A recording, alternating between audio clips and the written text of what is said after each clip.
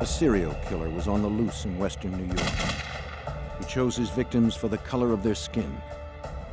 The community was gripped by fear, not knowing when or where he would strike next. The only evidence he left behind was spent shell casings. To focus their search, local authorities called on an FBI profiler for help. They needed to stop his murderous rampage before the killer ended another life.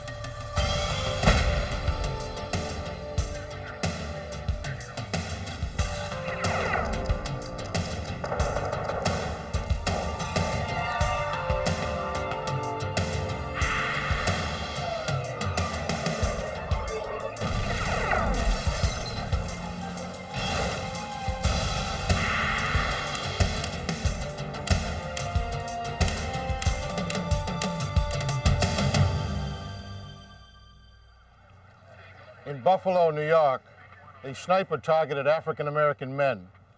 He held a city hostage and threatened to ignite a racial powder keg. And it looked like others might be following his bloody example.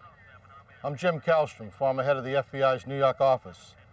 When it became clear that physical evidence alone wasn't enough to corner the killer, FBI profilers developed other means. Their work provided the only hope of flushing him out and connecting him to his crimes.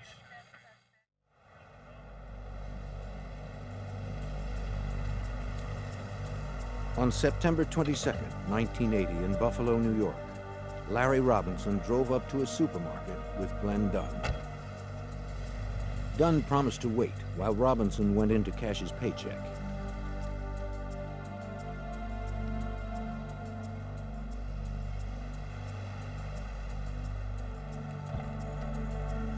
While he waited, Dunn decided to step out of the car for a cigarette.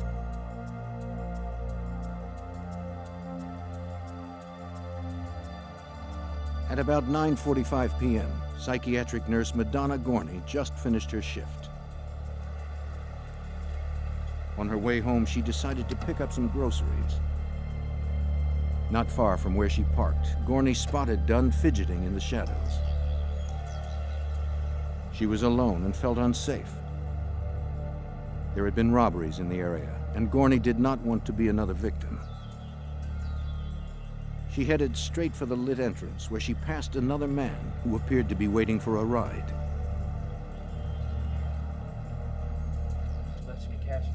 Gorney felt safer once inside. Larry Robinson had only a short wait in line to collect his money.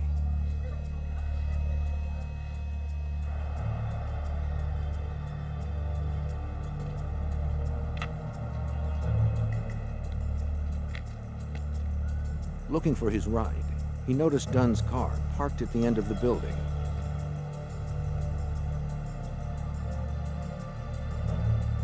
When Robinson tried to get in, the door was locked. Dunn did not respond. Robinson came around to the driver's side and discovered Dunn was not moving. He was bleeding from the head. Robinson ran back into the store to summon help.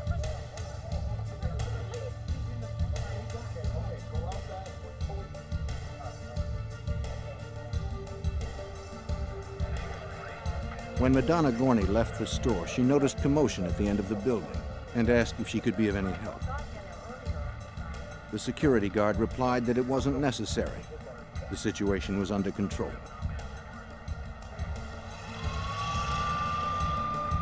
With 3 bullet wounds to his head, Dunn was in critical condition.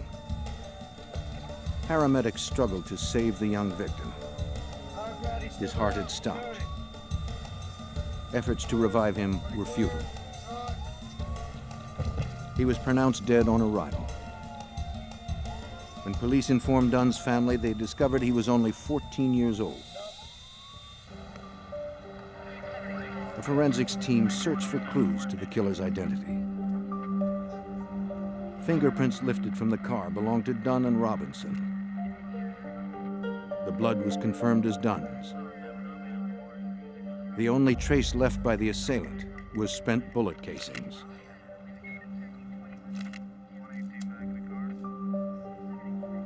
They had been fired from a .22 caliber weapon.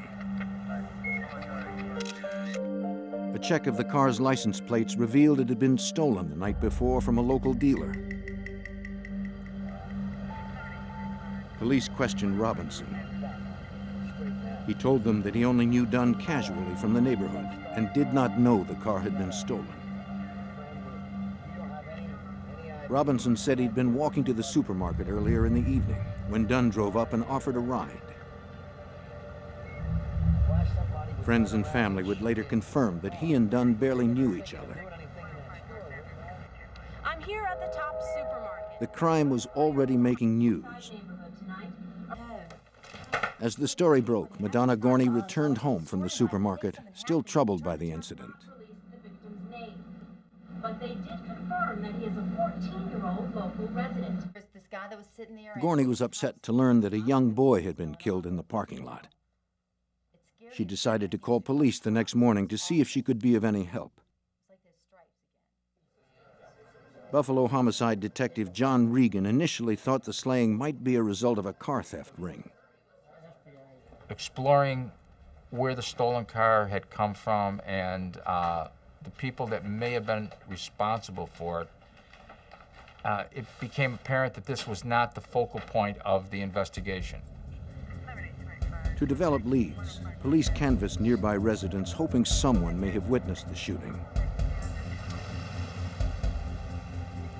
A uniformed officer found a witness willing to cooperate and called a detective to question her. What we got? Barbara Wozniak lived next door to the supermarket.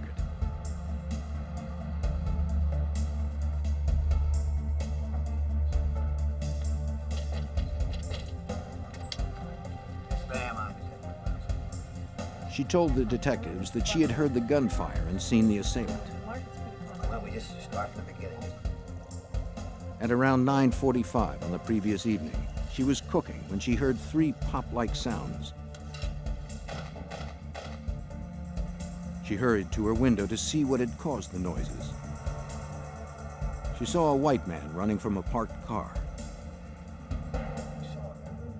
He wore a hooded sweatshirt that obscured his face.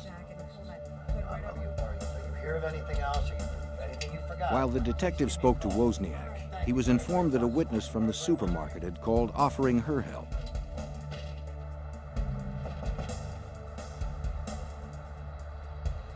It was psychiatric nurse Madonna Gorney.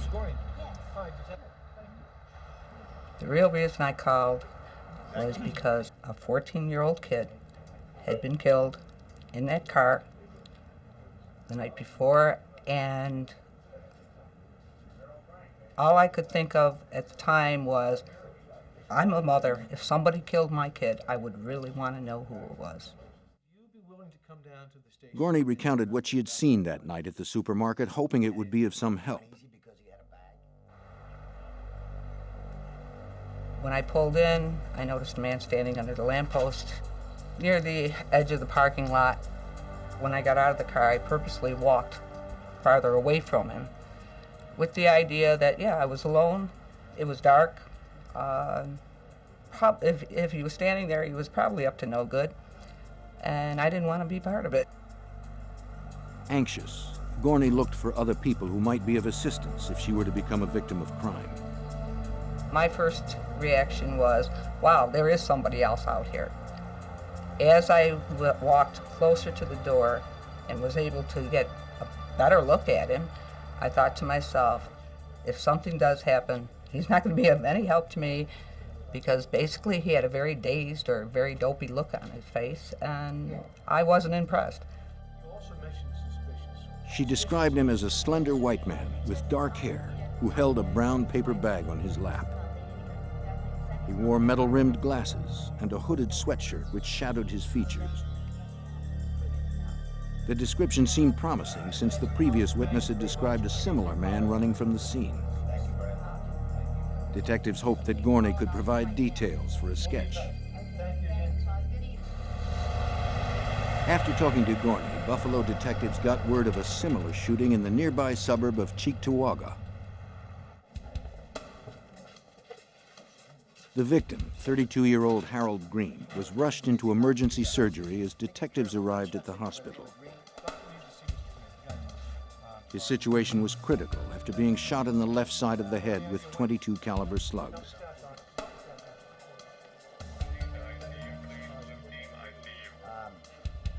you with the green family now? Detectives found his wife in the waiting room and asked what she knew of the shooting. Her husband had stopped at a fast food restaurant. He was sitting in his car eating his lunch when a hooded white assailant walked up and shot him. When an employee heard the gunfire and saw the shooter sprint from the scene with a brown paper bag, she called her manager.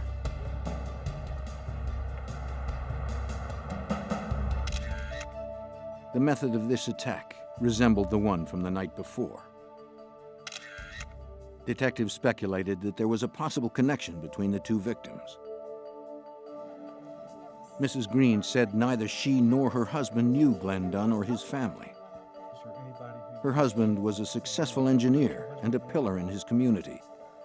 He moved in different circles than the teenage car thief. Investigators found the two victims shared nothing in common. Green died without regaining consciousness. Only one piece of evidence linked both shootings. Lieutenant Thomas Rowan of the Cheektowaga Police Department led the forensic investigation. We had our first piece of hard physical evidence that connected the shooting in Cheektowaga at the fast food restaurant, the shooting which took place in Buffalo, New York. That single fact that tied everything together was spent cartridge casings from a .22 caliber. At that point, it was only identified as a firearm because we didn't know what type of firearm had produced the spent shell casing. That same night, homicide detectives were summoned to another shooting. It was the third attack on an African-American man in less than 36 hours. 31-year-old Emmanuel Thomas had been killed while crossing a residential intersection. From eyewitness accounts, the investigators pieced together the chain of events. An hour earlier, Frenchie Cook left the home of his friend Emmanuel Thomas. Thomas, a freelance house painter, told his wife he was going to the store and would be right back. Be careful. Neighbor Thomas Jackson saw the two friends walk by and head for the corner of East Ferry and Zenner Streets. As Thomas and Cook crossed the intersection, the killer struck from out of the darkness.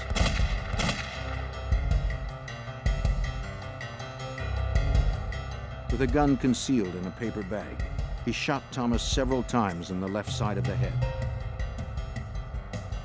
Thomas collapsed to the pavement. Frenchie Cook was in shock. He never saw the assailant approach. He did not know anyone that would want Emmanuel Thomas dead. A teenage witness who saw the shooting from across the street described the suspect as a hooded white male, around 5'8" or 5'9". The forensic team retrieved .22 caliber shells resembling those found from the previous shootings. They were sent to the lab for comparison. Detectives had little else to go on.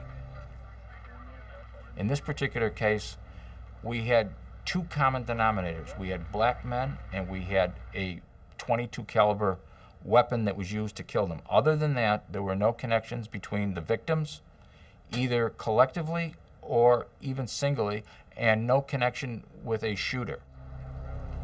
Startled investigators came to the realization that Buffalo had a serial killer on the loose.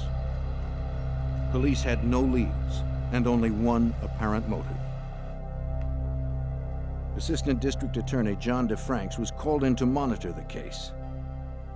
We uncovered no evidence that there was a robbery motive. We uncovered no evidence that this was a situation involving bad blood between the attacker and the victim. What we had was an assassin randomly shooting people on the basis of race. With the identity of the racist assassin unknown, the press dubbed him the .22 caliber killer. He was already on the prowl for his next victim. The .22 caliber killer was preying on African American men in Buffalo, New York, killing 3 in 36 hours and leaving little evidence behind. Emmanuel Thomas had been the killer's latest victim, gunned down crossing the street in front of his home. Medical examiners performed an autopsy. They found powder burns near the entry wounds. This meant that the muzzle of the murder weapon was placed close to his temple. From the pattern and severity of the burns, examiners believed they were caused by a sawed-off rifle. They removed 2 mangled .22 caliber slugs from his head and sent them to the ballistics lab for analysis. As investigators searched for answers, community fear turned into anger. Erie County District Attorney Ed Cosgrove was in charge of coordinating the hunt. The black community demanded action by the police. And of course, because of the nature of the attacks, and because of the psychotic nature of the person ultimately responsible, it wasn't going to be an easy task. The next day, on September 24th, Joseph McCoy walked down a residential street in Niagara Falls, 20 miles north of Buffalo.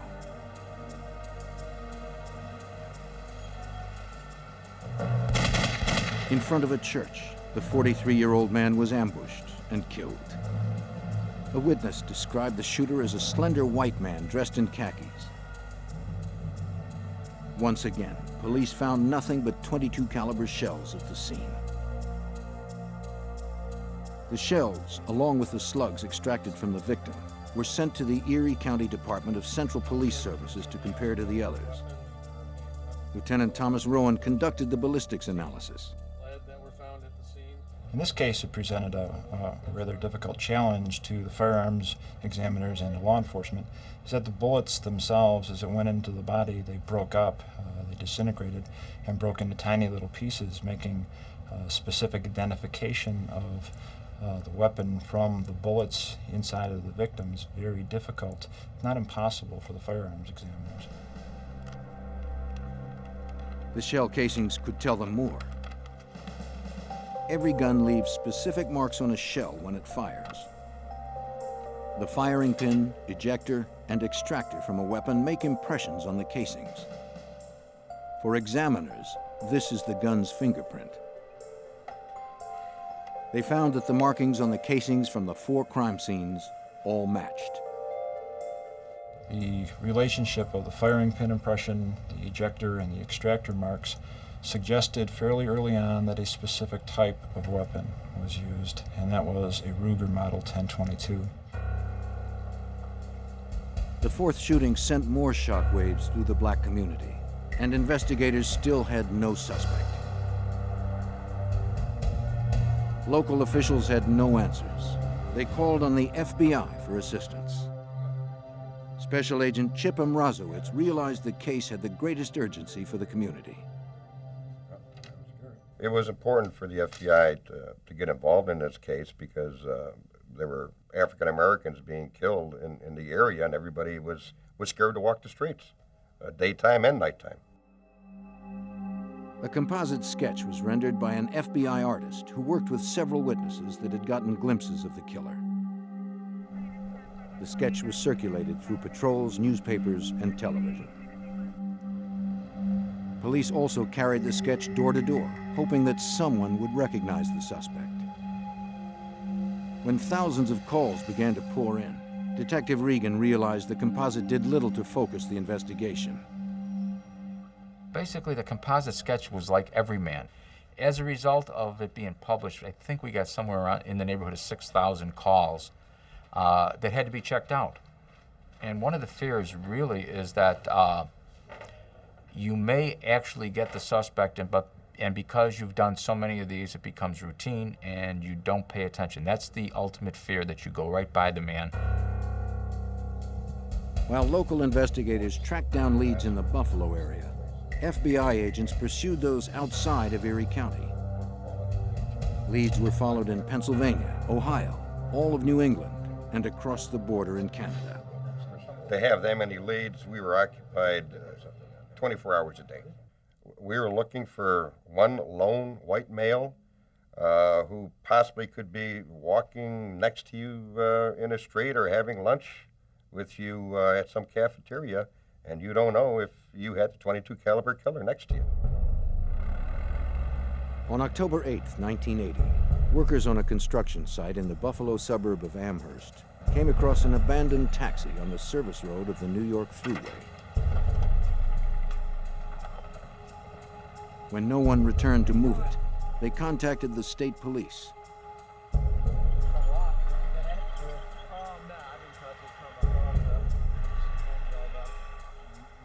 The trooper who responded inspected the empty cab. He found a wallet under the front seat that held a driver's license but no money. It belonged to 71-year-old Parler W. Edwards, an African-American cab driver. The keys were missing, and Edwards was nowhere in sight. The trooper decided to search the trunk, but found it locked. No keys? Nothing. Using a crowbar, he forced it open. He found the missing driver. Parler Edwards was literally bludgeoned to death in a parking lot in the town of Cheektowaga. We found pieces of his skull, parts of his mouth, teeth that had been knocked out, great deal of blood. Before throwing Edwards' body into the trunk, the killer had also cut open the driver's chest and removed his heart. It wasn't clear that the Edwards slaying was connected to the others, since a .22 caliber rifle was not used. The fact that he was a black male certainly raised suspicion in the minds of the investigators. Said, could the killer have now progressed to mutilation of the body in this case? No one knew for sure. Perhaps it was an isolated incident perpetrated by a copycat killer.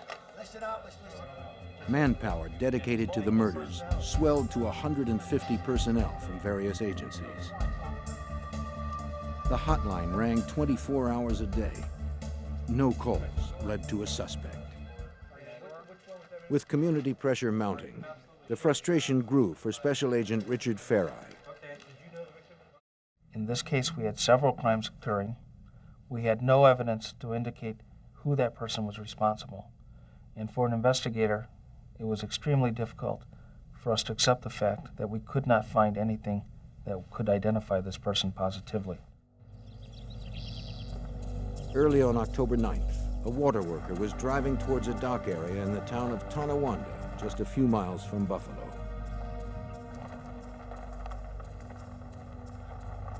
On the edge of the road, he spotted a man laying face down near the tall grass.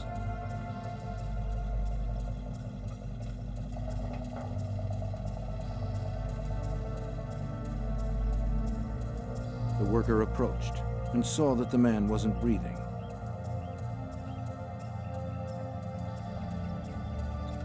He immediately called authorities.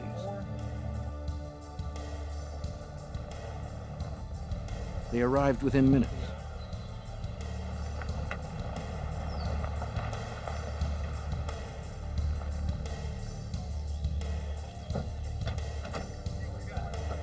Investigators identified the victim as 41-year-old Ernest Jones. Like Edwards, Jones was a taxi driver who had his throat slashed and heart cut out before his body was moved to a remote location.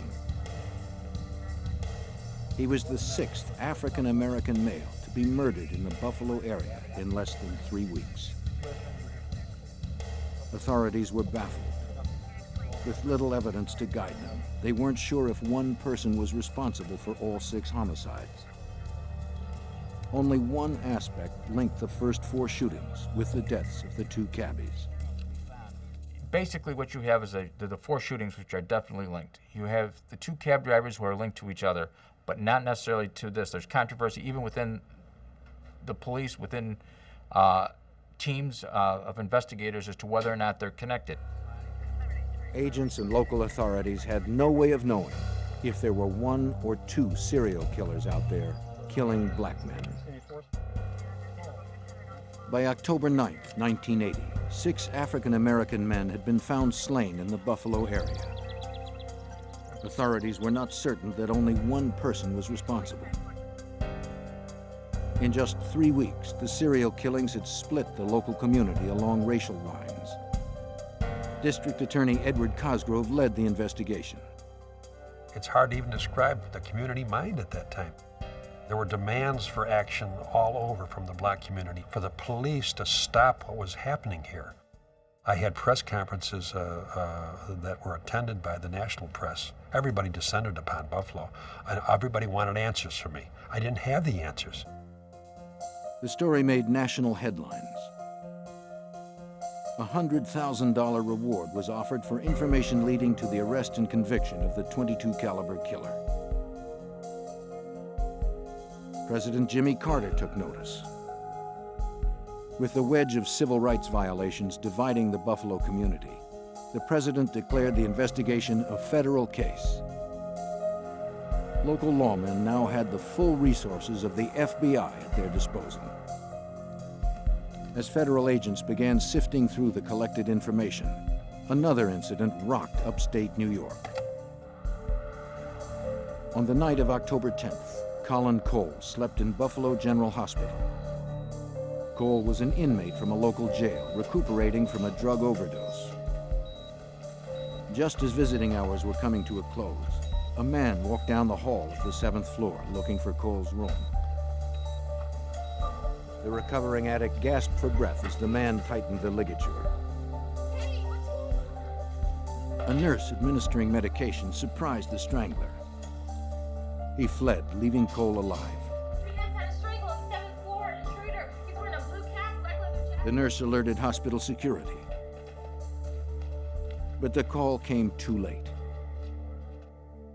It was the 7th attack on a black man in just 3 weeks. No one knew for sure if the .22 caliber killer was responsible for this attack. What we have is this crime scene. Lieutenant Thomas Rowan and his team had little understanding of serial killers at the time. Glimpsing into the mind of a serial killer is like twinkling your toes into the abyss of the very weird. You're never really sure what's there.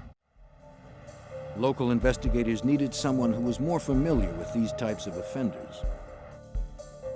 They called upon John Douglas of the FBI Behavioral Sciences Unit to provide a profile of the .22 caliber killer. Through this process, Douglas would provide the team with insight to the killer's psychological behavior. Currently senior analyst of APBnews.com, an online crime news website, Douglas spent 20 years pioneering the science of profiling. A profile is designed to come up with the most probable offender. Its goal is to eliminate a lot of false leads. An attempt is being made as well to maybe refocus the investigation of law enforcement or possibly reinforce the investigation by telling them that you're on the right track here. Douglas was on the next plane to Buffalo. During the trip, he familiarized himself with the case files. You have to walk in the shoes of both the subject and walk in the shoes of that victim to truly understand really what took place during that assault. I'm going to be asking myself the question, why? Why this victim? He confirmed what local investigators believed. The only connections among the 6 murder victims were their race and sex. They were black men who had been chosen by at least one killer as targets of opportunity. The strangled survivor, Colin Cole, was not a random victim since he had been sought out in his hospital room. The profiler believed Cole's attacker was at the very least a racist copycat, not necessarily responsible for any of the murders.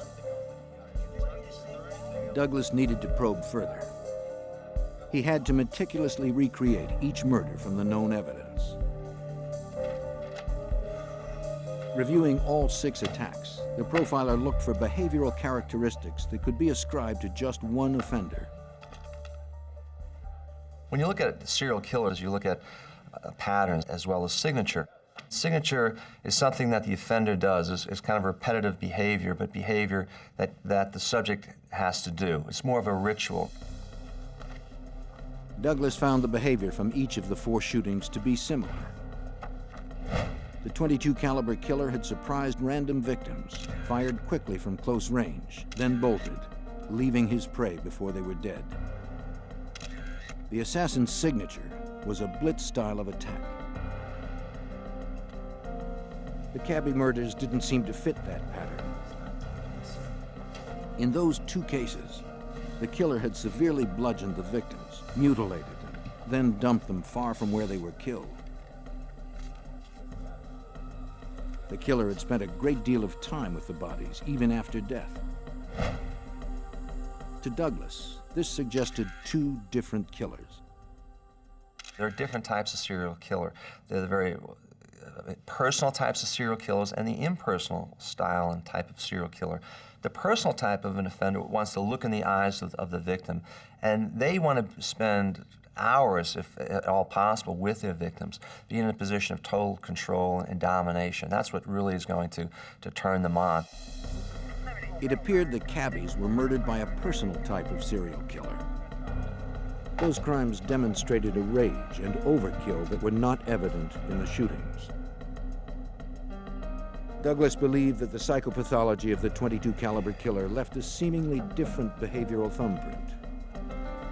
And the assassination style of serial killer are somewhere in an age group between 25 to 28 is when they first begin to surface. And how they could be described as really even more of an asocial type of personality, not so much antisocial, but asocial, keeping to themselves. They generally become obsessed with weapons. They may be found with having multiple weapons as well. The person would probably, if he was in the military, I said that he'd have difficulty in any branch of the service and would probably, at some point, would even receive a discharge. To the profiler, it looked as if Western New York may have had 2 distinct serial killers on the loose. Douglas reported his findings to local investigators. Because the technique of profiling was new in 1980, a few had doubts about its reliability. Some people look at this as this is some type of voodoo or witchcraft. I mean, how are you able to determine, for example, age of the offender? And actually, it's pretty easy once you do enough of these cases. From his experience with similar cases, the profiler added that the .22 caliber killer would most likely be an avid hunter, having a history of menial jobs. Douglas stressed that it was up to the local team to find or eliminate suspects based on his profile. This is a good tool, but really it's you. You're the people up there, you police, you're going to solve the case. I'm not going to solve the case. To me, this is the easy part. I'm just going to try to help you maybe refocus the case, give you an idea, paint a portrait of the offender, but really you're the one who's going to knock on the doors and wear out the leather soles and come up with the suspect. A national all-points bulletin of the .22 caliber killer's profile was received by law enforcement agencies around the country. Investigators had a description, but still had no name. Late in 1980, the FBI and local police searched for leads in the unsolved murders of 6 black men from Western New York. Hoping to focus the massive investigation, an FBI profiler was called in to assess connections between the cases. He believed it was possible that 2 distinct racist killers were responsible. 2,000 suspects were interrogated, but police made no arrests.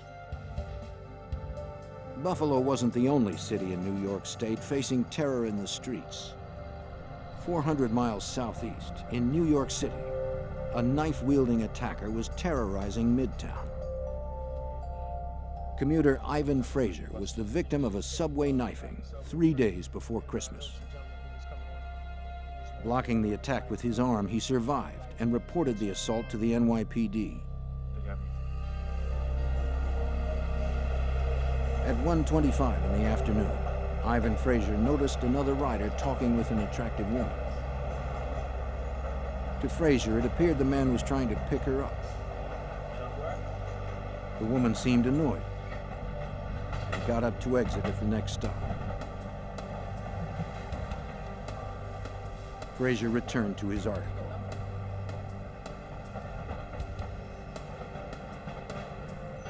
Without warning, the man across the aisle slashed Frazier in the forearm and wrist, then dashed away. He described the assailant as a white man in his early 30s with brown hair, wearing a blue jacket. 2 hours later, at 3:30 in the afternoon, 19-year-old Luis Rodriguez was walking on the west side of Midtown Manhattan when he was jumped by a white man demanding his wallet. Rodriguez fought off the initial blow, but the attacker lunged at him again, stabbing him twice in the chest. Before he died, Rodriguez described him to police as a white man with brown hair, wearing a blue jacket. 3 hours after Rodriguez, Antoine Davis was found stabbed to death in front of a Midtown bank.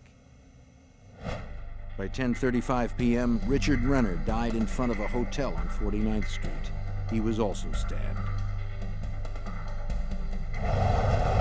By 11 p.m., the killer was back on the subway looking for another victim. He spotted Carl Ramsey. In the dim light, no one noticed the knife. Bleeding severely, Ramsey crawled out of the subway. By midnight, he was dead. In less than 24 hours, 4 black men were dead. The New York City press dubbed the killer the Midtown Slasher. The rash of attacks on black men in Manhattan had many similarities to the profile of the .22 caliber killer. New York City investigators called on John Douglas to provide a profile of the slasher. As I did an independent analysis, and when I started to paint a portrait of that person, my goodness, it was just like the Buffalo, New York case as well. We have a subject here approaching his victims, blitz style of attack. There was one major difference. The Midtown Slasher used a knife. The .22 caliber killer used a rifle. Now, we don't have the .22 weapon, but maybe the reason for that is we don't have the .22 weapon because now we're dealing in areas that are very highly populated. If you have a .22 weapon, the sound of this would draw attention to himself. Douglas determined that the signature behavior was identical. With a gun or a knife, the assailant attacked in the same way. By late December, District Attorney Cosgrove realized something else that bolstered the profiler's conclusion. During that period of time, there had not been any assaults here in the city of Buffalo. It was quiet with respect to the activity of this .22 caliber assailant. By the early weeks of 1981, the killer seemed to have disappeared. In January of 1981, the FBI and local investigators searched for the .22 caliber killer, wanted for the murders of at least 8 black men in New York City and Buffalo. Following months of investigation, Buffalo detective John Regan and his team were unable to come up with the name of a viable suspect. The case is in limbo and everybody is frustrated. They don't know where to go. We don't have a name. We have no idea. Then out of the blue, there's a call made to the Buffalo Police Department homicide. An officer from the Army's Criminal Investigative Division in Fort Benning, Georgia, made the call. Interested in coming down and seeing what we have. No! The Army was holding a 25-year-old Private Joseph Christopher on charges of assaulting a fellow soldier.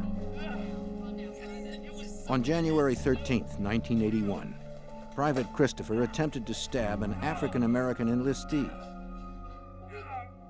While he was in custody, Christopher tried to castrate himself with a razor. When Captain Dorothy Anderson began administering medical aid to the prisoner, he began muttering that he'd killed black men in the New York and Buffalo area. He didn't know the exact number of his victims. It was just something he had to do. Troubled by his story, Anderson reported it to the Army's Criminal Investigative Division. She told the CID officer of Christopher's ramblings. The CID officer remembered receiving an APB on the New York killings. He called the Buffalo Police Homicide Division as instructed by the teletype. For District Attorney Cosgrove, this explained why the killings had stopped in New York State. From the time of our discovery of the second cab driver's gruesome death until almost Christmas of 1980, when we had the killings, the 4 killings in New York City, there had been a cessation of attacks, and apparently that was when Joseph Christopher was in the Army down in Georgia, as we later found out. The FBI and the police finally had a name: Joseph Gerard Christopher. Agent Mrazowitz and his team compared Joseph Christopher's background to the .22 caliber killer profile. It was pretty accurate. He described him as a white male, but early 30s, a loner. Possibly, if he were in the military, he would be hospitalized. He would be seeking psychiatric care. Prior to being in the military, he would have had menial-type labor. As soon as you had the name Joseph Gerard Christopher, you knew that that profile matched. Investigators tracked down several friends and acquaintances of Christopher's. David Robinson had been a friend of the suspect for over a decade. Familiar with a gentleman named Joseph Christopher? They often shot target practice and went deer hunting together at Christopher's family cabin.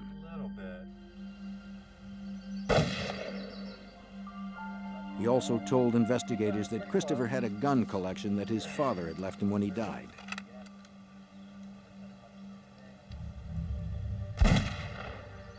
The collection included a .22 Ruger rifle, but Robinson never saw one that was cut down.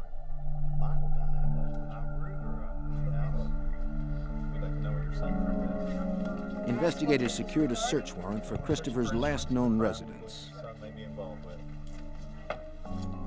They arrived at his mother's house in Buffalo, New York on April 22nd, 1981.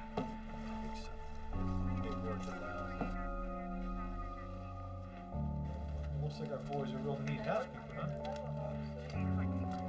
In Christopher's bedroom, FBI agents recovered metal-rimmed glasses and khaki clothing that matched witness accounts of the perpetrator's apparel.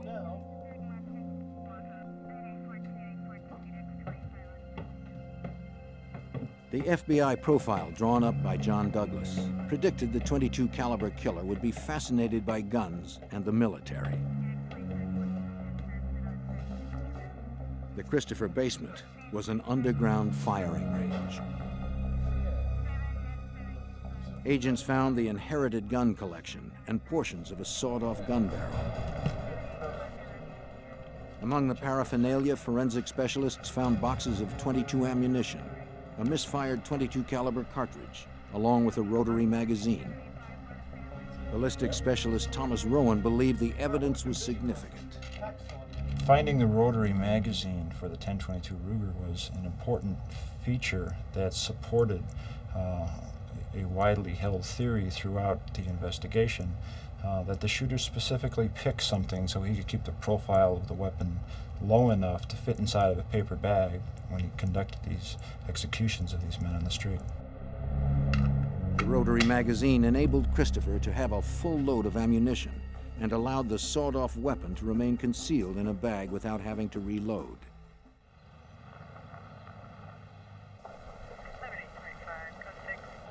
A second warrant allowed investigators to search the family cabin in Ellington, New York.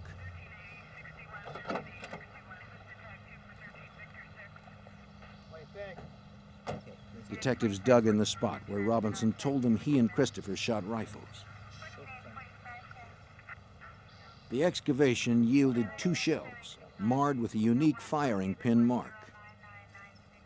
The same marking was on the shells collected at the crime scenes.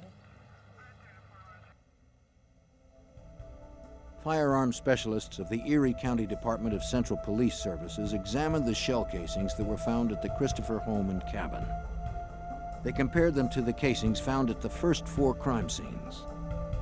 They concluded that the shells were all fired from the same gun. With this match, Assistant District Attorney John DeFranks was able to get an indictment from a grand jury. The casings spoke for themselves.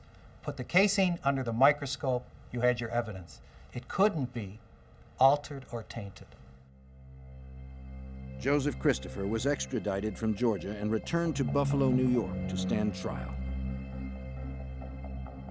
Officers fitted Christopher with a ski mask to prevent witnesses from identifying him through the media. We put a mask on him for purposes of preventing potential witnesses from observing his face on the television and then basing their identification on that rather than upon their own recollection. Okay. All right, thank you, Ms. Gorney, for coming down. One of those key witnesses was Madonna Gorney. She had seen the .22 caliber killer the first night he struck in the parking lot of the supermarket. On May 5th, 1981, she confronted Joseph Christopher in a lineup. It was a little scary. I was concerned with the possibility of being actually anyone in the lineup being able to see us who were there to identify someone in the lineup. Gorney was protected by the bright lights that shone in the eyes of the subjects. She was able to identify Christopher in 2 different lineups. Agents and local police felt certain that they had the .22 caliber killer. Questions of Christopher's mental competency delayed the trial. In December 1981, a judge pronounced Joseph Christopher mentally incompetent to stand trial. He was committed to the Mid-Hudson State Psychiatric Center where he received treatment. On February 17, 1982, Christopher was deemed fit for prosecution. The trial began on April 6, 1982. The community watched every step the prosecution took. The media reported this entire case on a day-to-day basis, sometimes on a minute-by-minute basis. It was good for the community because they wanted answers, they wanted information. And it was good for us because it began to convince the community that we had the right individual and that their fears could be somewhat allayed. The state jury found Joseph Christopher guilty for the murders of Glenn Dunn, Harold Green, and Emmanuel Thomas. He was sentenced to 60 years to life imprisonment. Prosecutors never tried him for the Manhattan knifings. One question still remained. Was Christopher also the taxicab slasher? Though the FBI profile excluded Christopher as the suspect, he later revealed details of the cab driver's wounds that only the killer could have known. We wanted to make sure here in Buffalo and Erie County that we satisfied the community's need for professionalism, thoroughness, competence, and all the other things that the community expects of its policemen and prosecutors. And we were able to satisfy that need because we were successful. Through science and good detective work, Joseph Christopher would never be free to kill again. He spent the rest of his life behind bars until his death, curiously, from a rare form of male breast cancer at the age of 37. In New York in the 1980s, The emergence of crack cocaine brought a new wave of violence. Drug dealers robbed and killed as they scrambled for power. Ordinary citizens were victimized. Even children were not immune. The FBI joined forces with the New York City police to take back the streets. Their best weapon against deadly drug gangs was the C-11 squad.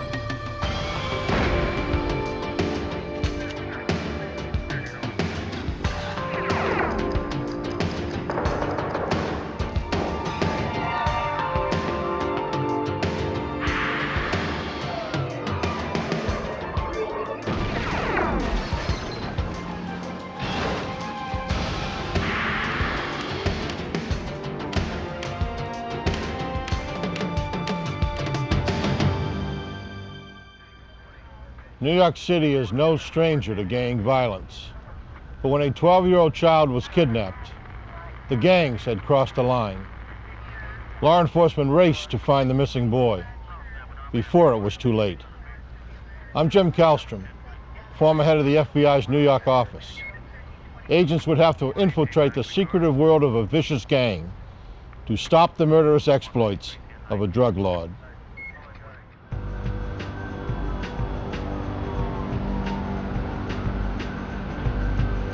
In the 1980s, crack cocaine invaded the Harlem section of New York, as it did many urban areas in America. Over time, the cheap and highly addictive drug crippled communities unlike any other drug had before. With the crack came ruthlessly violent gangs that ruled the streets. No one was truly safe. On December 5th, 1989, 12-year-old Donnell Porter was walking to elementary school alone. He never made it to class that day.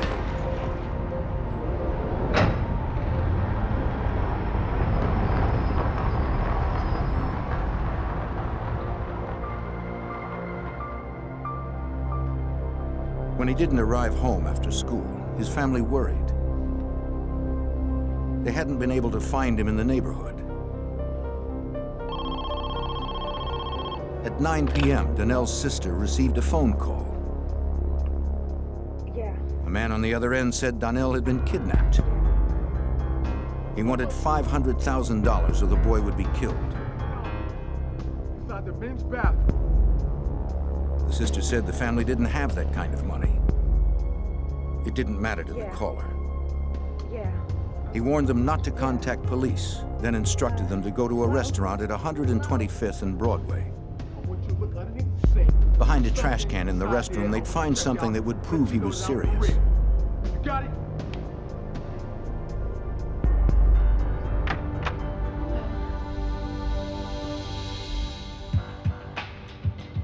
A family friend went to the restaurant so the Porters could stay by the phone.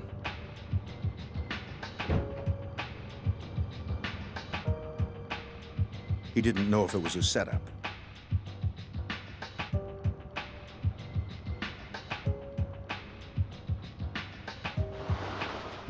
Following the kidnapper's orders, he checked behind the trash container and found a coffee can.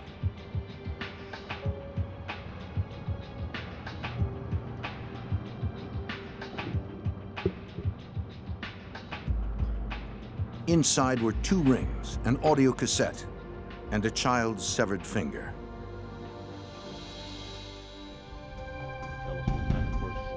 Donnell was hurt and could be bleeding to death. Despite being warned not to, the family called the New York City police. Nobody following you, looking at you, nobody standing around. The family told investigators what they knew. Detectives inspected the evidence. The sister said that the rings belonged to Donnell. They'd been given to the boy by his older brother. On the tape, a recorded plea for help was definitely Donnell's voice. The family told detectives about a second call in which the kidnapper had lowered his ransom to $350,000. It was still far beyond their means. They said they didn't know why they were targeted for such a high ransom. But detectives knew what the family wouldn't say. So you came straight back. The victim's older brother, Richard Porter, was a major crack cocaine dealer in the area. Police believe the kidnapping was related to his drug empire. NYPD contacted the New York FBI's reactive squad for assistance.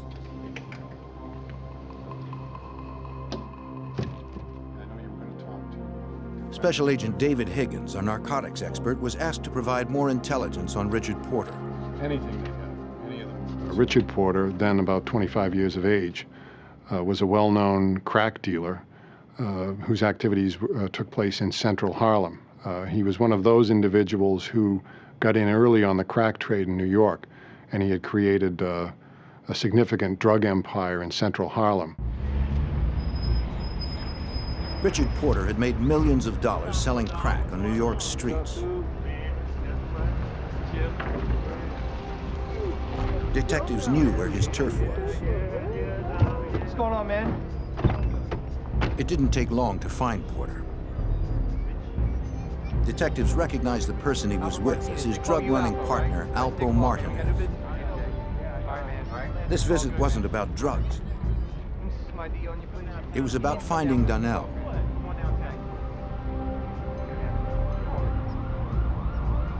Porter agreed to come to the station for an interview, though he said he didn't know how he could help.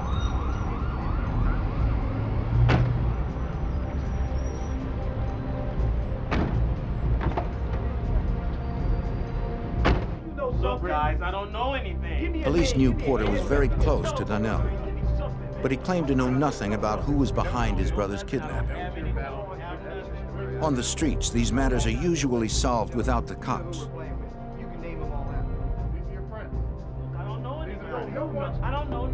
Though Porter most likely held the key to finding Donnell, he was in no position to talk to authorities.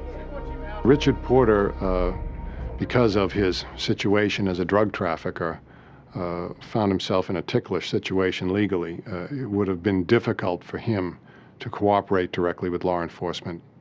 I believe he attempted to handle this situation on his own to some extent. Police had nothing to hold him on. Authorities needed to find someone else to help them. They canvassed the area, trying to gather information on the kidnapping.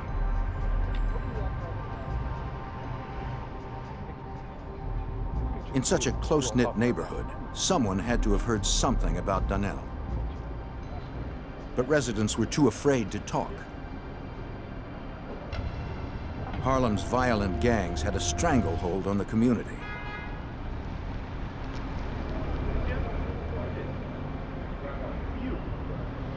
Detectives were left with nothing. With each passing day, police in NYPD's 32nd precinct knew Donnell's chance of survival decreased. Investigators maintained contact with the boy's family, who were desperate for more word from the kidnappers.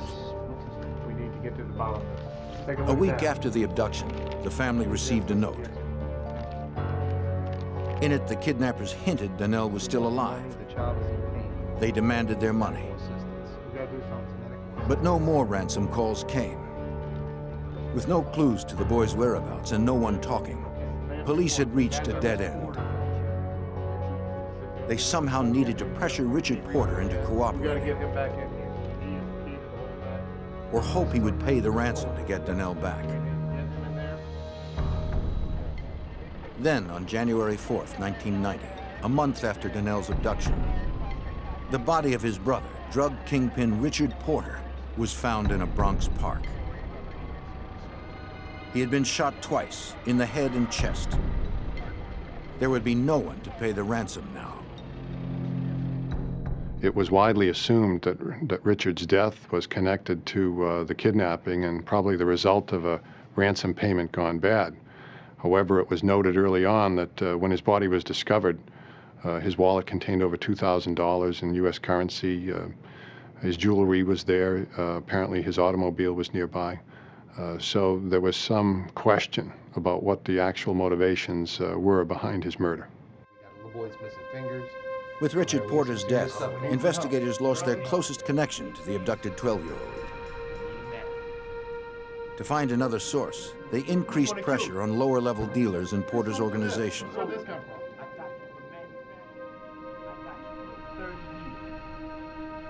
Facing drug charges, they were offered leniency in exchange for information. Some said Porter's partner, Alpo Martinez, could be involved. Others claimed an infamous Harlem gang called the Preacher Crew might be. But none offered direct leads to the crime. 3 weeks later, a boy's body was recovered in the same Bronx park where Richard Porter was found. His family identified the body of Donnell Porter.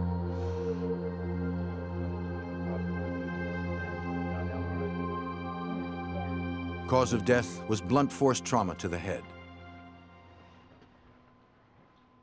Death of a child is always a disturbing event. There's a 12-year-old boy, he's on the way to public school. He's kidnapped, tortured.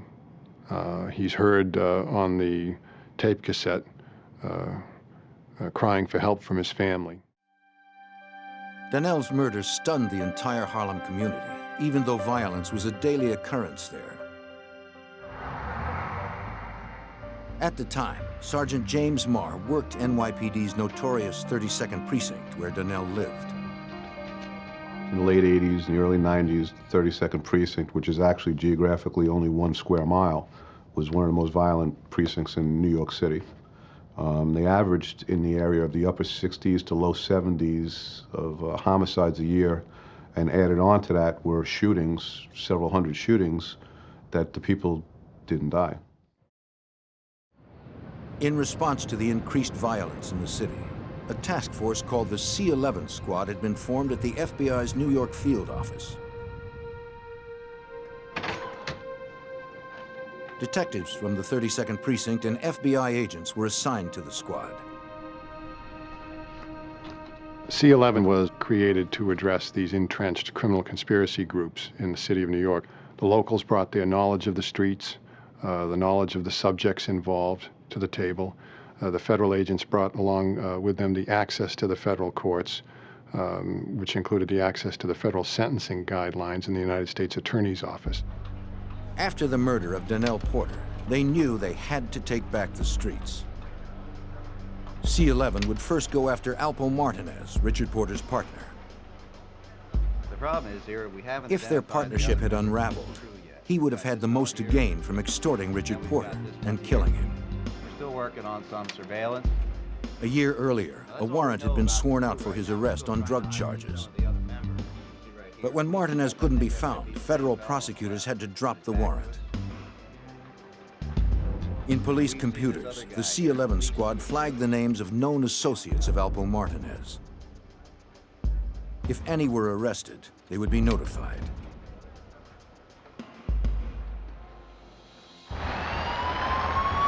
Months later, police in Washington, D.C. pulled over a car after observing its driver engage in a drug deal.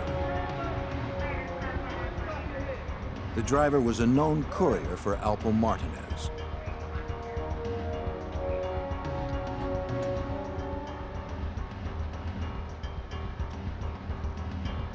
Police found a large amount of crack and thousands of dollars in his car. Noting the flag on his record from New York, D.C. authorities would contact the C-11 Squad. After the courier was sentenced to 20 years to life on drug charges, C-11 agents had him transported to New York for an interview. I want some information about him because we want... An agent explained that under federal law, his sentence could be reviewed if he cooperated with authorities. You're just making this difficult on yourself. Where does he... He told what he knew about Martinez and Porter's East Coast drug operation. Drugs would be distributed both in New York City by Richard Porter and in Washington, D.C. by Alpo Martinez. While in Washington, D.C., Martinez allied himself with individuals that he found to be strong on the street, if you will, in order to protect his drug operation in Washington, D.C. And it was not unusual for literally sea bags worth of U.S. currency to be shipped out of Northern Virginia and Washington, D.C. up into the Porter neighborhood at 132nd and 7th Avenue in New York City. It was enough for a renewed arrest warrant on Alpo Martinez. Agents canvassed the neighborhood, talking to people who knew Martinez.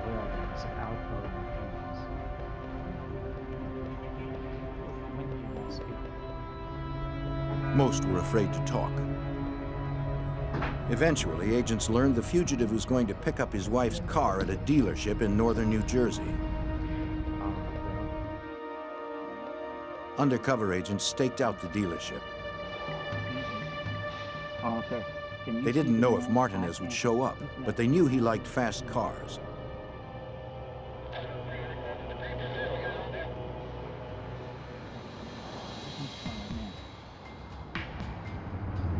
That afternoon, a sports car pulled up.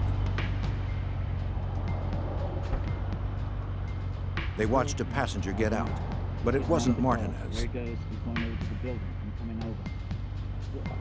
Still can't find you. Agents couldn't tell if the fugitive was driving. Can you see him? They had to risk a closer look.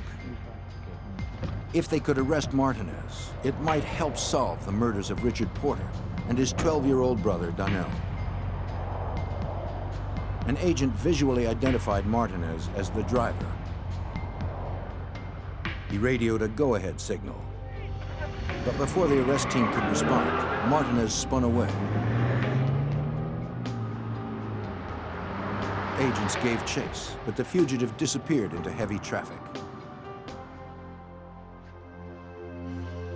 With Alpo Martinez still a fugitive, the abduction and murder of 12-year-old Donnell Porter remained unsolved.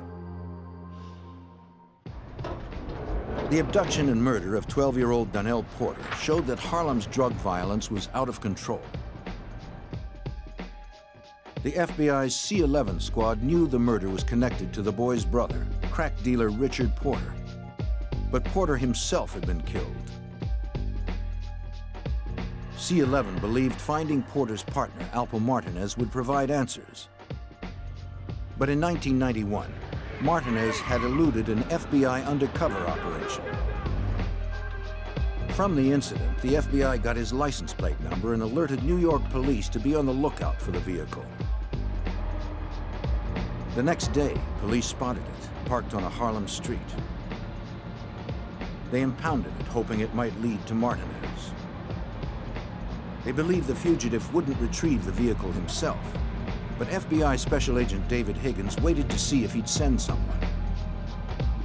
A young lady showed up who claimed to be the true owner. She was the registered owner. Ultimately, a quick investigation established that she was what we call a straw man, or somebody who had stepped forward in order to buy and register the car on behalf of Mr. Martinez. Martinez was nowhere to be found in New York. Acting on a tip that he had traveled to Washington, D.C., agents set up surveillance at the D.C. home of the fugitive's ex-wife. In the early hours of November 7th, 1991, they spotted Martinez getting into his ex-wife's vehicle. This time, he wasn't driving. As they pulled out, the FBI made their move.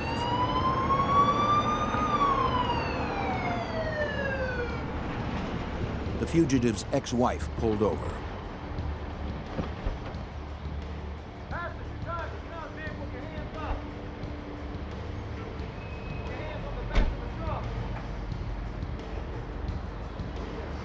The cocaine in his possession helped cement the case against one of the biggest drug traffickers on the East Coast.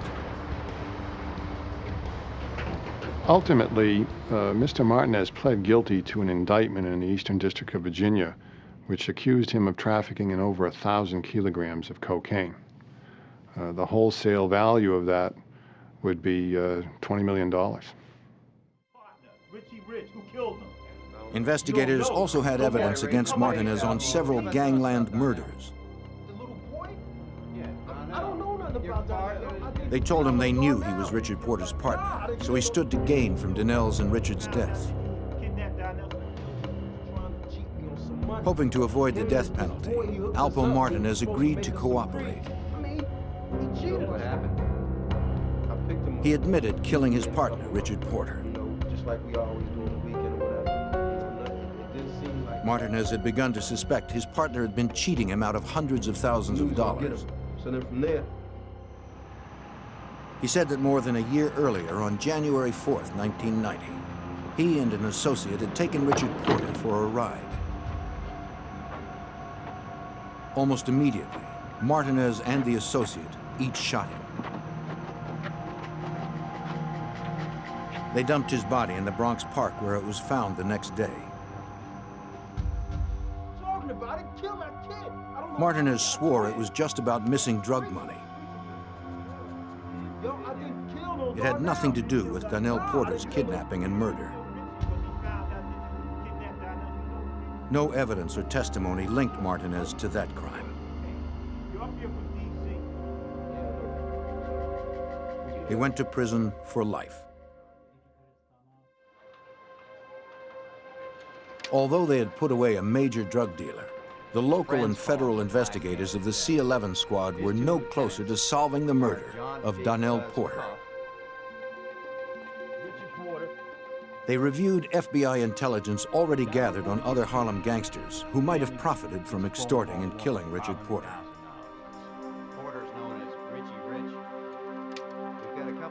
One gang stood out as likely suspects.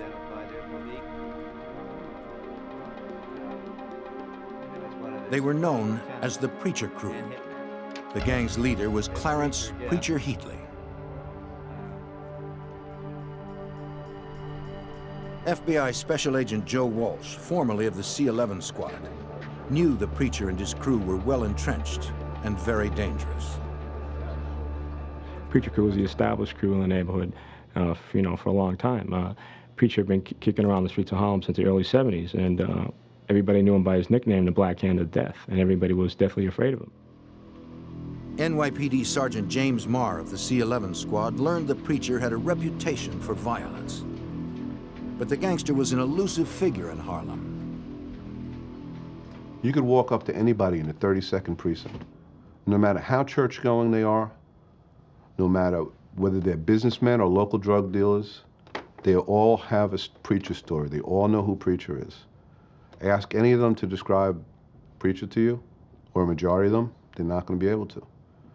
Because this guy was an infamous legend in Harlem.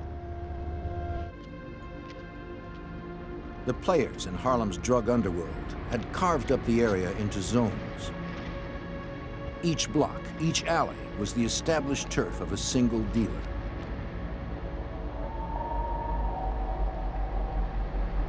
Most dealers respected the boundaries. But the Preacher did not. He considered all of Harlem his turf.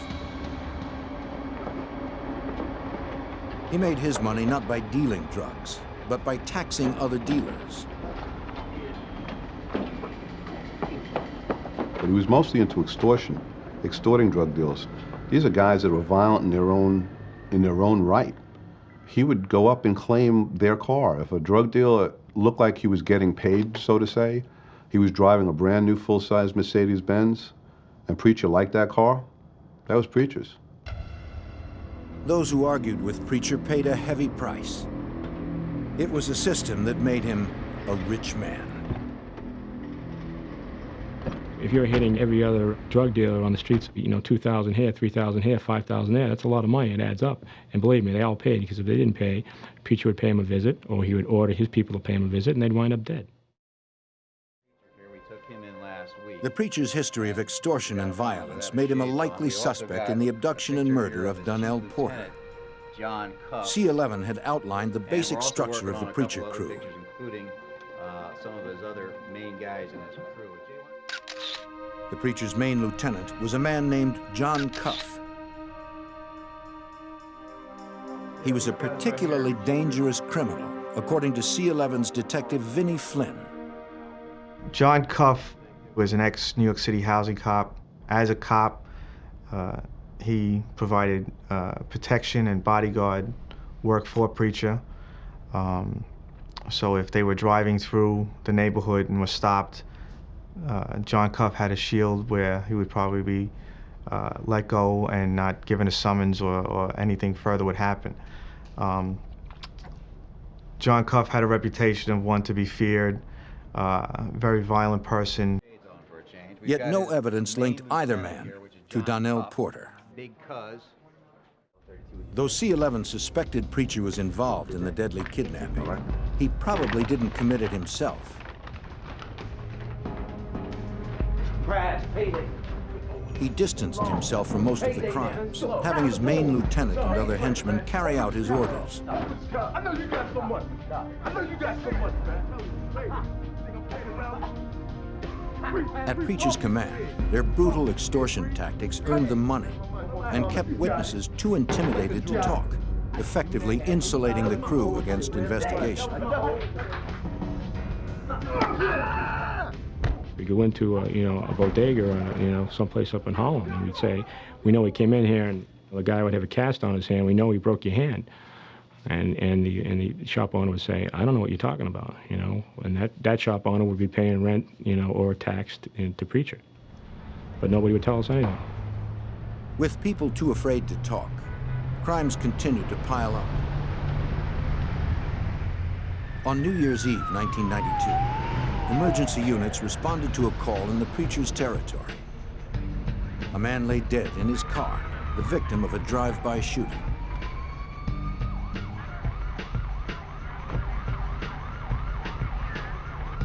His family survived the harrowing ordeal. They described how the killers pulled up next to them on the street and opened fire.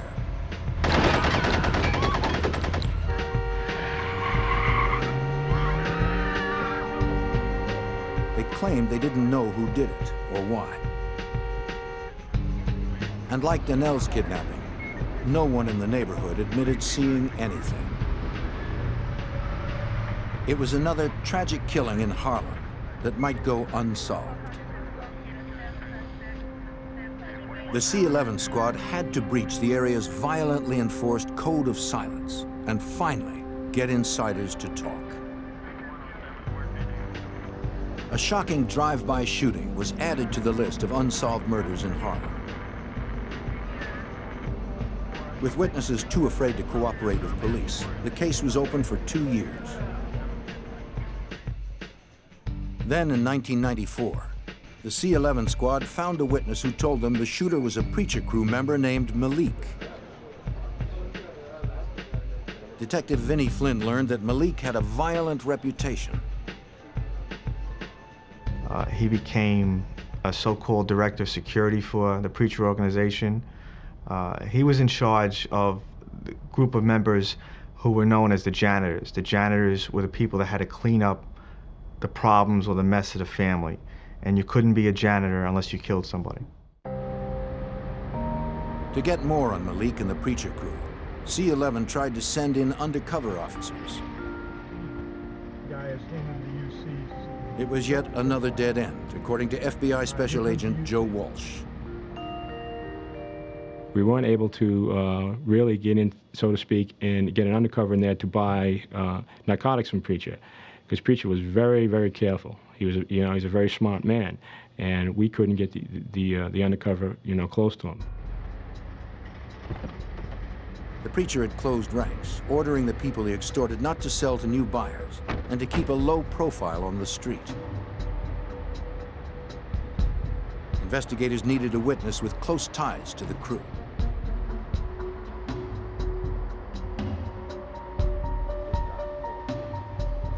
They distributed business cards, hoping one would find its way to an insider willing to talk.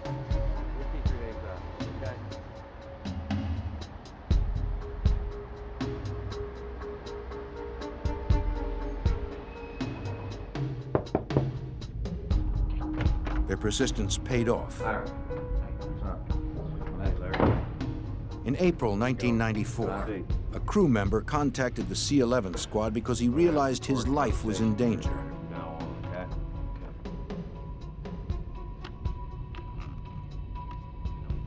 He said the preacher had started going after his own crew members. Preacher had killed 2 of the informant's partners.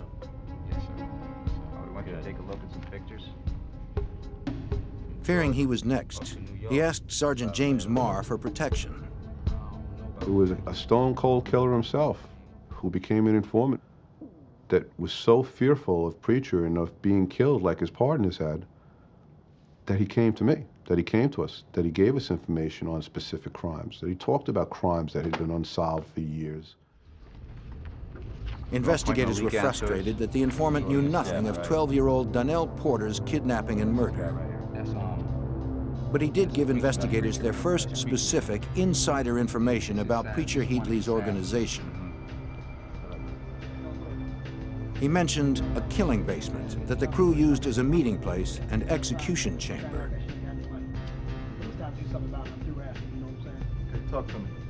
At some meetings, Preacher would call for a vote on the fate of gang members who had fallen out of favor.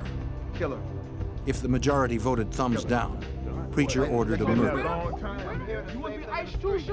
In March 1994, Preacher called for a vote on Malik, the janitor who had done the drive-by shooting. He believed Malik could no longer be trusted.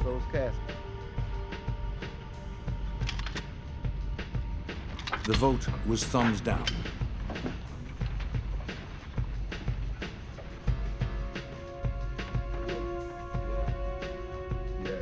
Yeah, what's up? Preacher summoned Malik to headquarters. How y'all doing? All right, most love, man. Most love, man. Most love. How you doing? I ain't seen you in a long time. What you been at, man? Most love. Know it, man. How it is. Malik thought he was there to take part in the beating of a crew member that he had had problems with in the past. Jay, I know he's slinging, man. All right? Word. Not realizing he was the real target, Malik was excited when others invited him to the basement.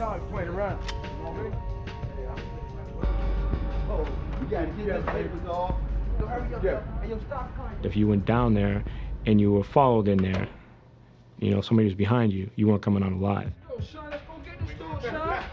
Let's go get him. Preach, what's up, man? What's up? What you doing? Oh, man. Yo, Preach, man, come on. Preacher told Malik he had to die. He was gaining too much influence within the organization. Preacher wouldn't tolerate it. Malik pleaded for his life. But the order had been given. Grab the saw, Sean. Clean him up. At Preacher's command, other janitors used a circular saw to dismember Malik.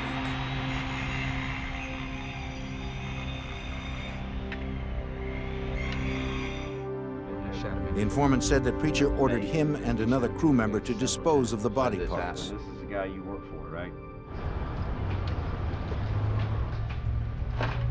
They poured acid on Malik's arms to remove gang tattoos that could link him to the crew. Then they left the body parts in several crumbling, abandoned buildings. They kept Malik's head in a refrigerator for a couple of weeks, and they kind of paraded it around on a stick.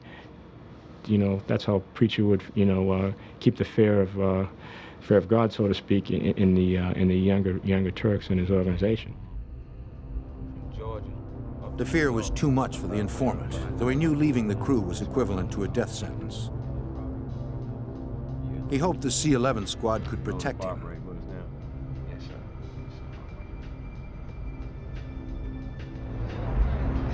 It didn't take long for word to get back to the Preacher that the informant had cooperated. One day, the informant was leaving a New York courthouse when he spotted Preacher in cuff. He was sure they were there to abduct and kill him.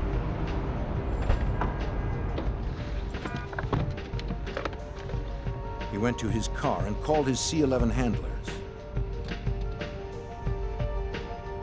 The informant advised me that his fear that he was going to be killed by the organization, he was going to be abducted, right in the middle of the afternoon in front of the courthouse. The agents of C-11 rushed to stop another murder in the preacher's territory. I'm scared to death. A former member of the preacher crew feared the gang was out to kill him for cooperating with authorities.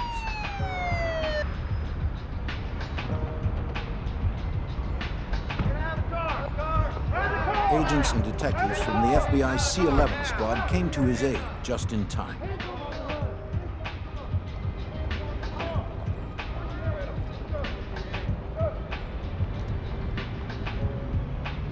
They arrested Maine Lieutenant John Cuff and the crew leader himself, Clarence Preacher Heatley.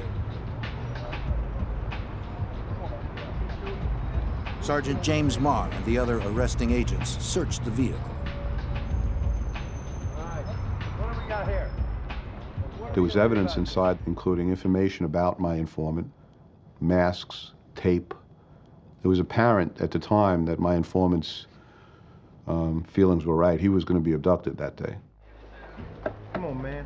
But no one could prove that the men were coming to kill the informant. 20 minutes, all it took. I told you. The preacher and Cuff were released. Come on, man. I got things to do, man. Hurry up. Okay, got some The classes. incident brought the C-11 squad's investigation of the crew into the open. 20 minutes, all it took. Have a nice day. Nice day, officer. That's when it became apparent that they were being investigated by the FBI. I mean, here's this detective that they know from the 3-2, that when he does make an arrest, makes arrests with FBI agents. It became apparent to Cuff and Preacher that the FBI was breathing down their neck.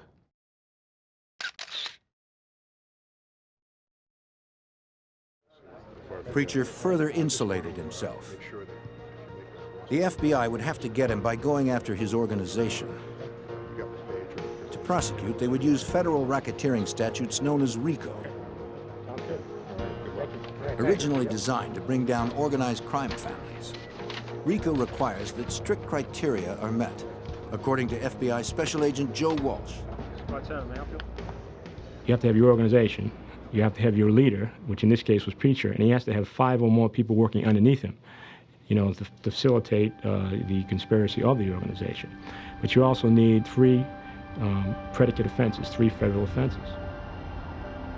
The C-11 investigators surveilled the Preacher crew, gathering evidence on offenses to support the RICO case.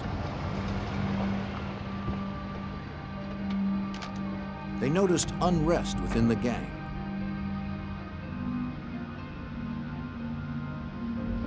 It seemed the pressure of C-11's investigation was getting to the Preacher. From an informant, agents learned he even ordered the murder of his Maine lieutenant, John Cuff. Agents were obligated to warn Cuff of the hit. I reached for my shield. He goes, "I know who you are. You don't have to show me your shield." I said, "You know, John, I just wanted to let you know that there's a contract out in your life, and I swear there's nothing but space when you look in his eyes." And he goes, "Everybody wants me dead." Coming in, man. Come on, man. Cuff was undaunted by the threat. Though the Preacher was tightening his grip on his men, investigators still needed to get evidence of the crimes the crew committed to support the racketeering organization.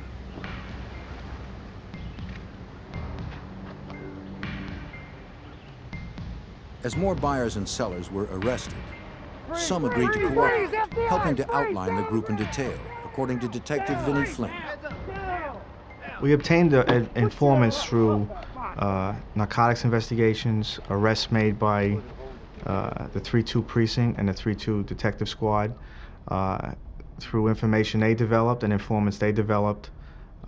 Because of arrest, information was compiled, which built a case against the Preacher crew. About some murders. What murders do you know about? Unfortunately, no one had information on the Donnell Porter murder. There was this girl who went to the park, you know, and so we took her back. But one arrested crew member offered details of another murder committed by the crew, hoping for leniency. He said they decided they didn't want to pay for a shipment of drugs. They told the supplier that a young woman had stolen them and that they would take care of her.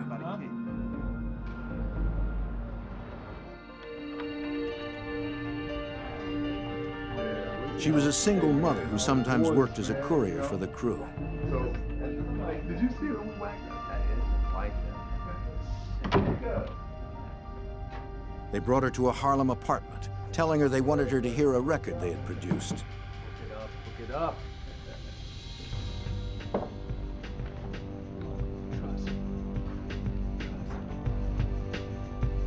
She hadn't stolen any drugs. That didn't matter to the crew.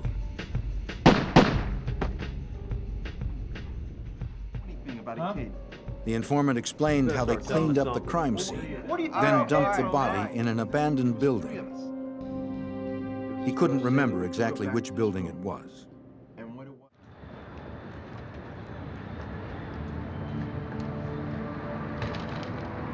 In August 1996, after more than 5 years of meticulous investigation, the U.S. Attorney's Office of the Southern District of New York decided they had enough for indictments and arrests on federal RICO charges.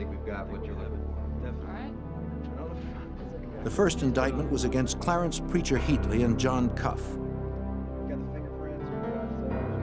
The indictment was kept sealed.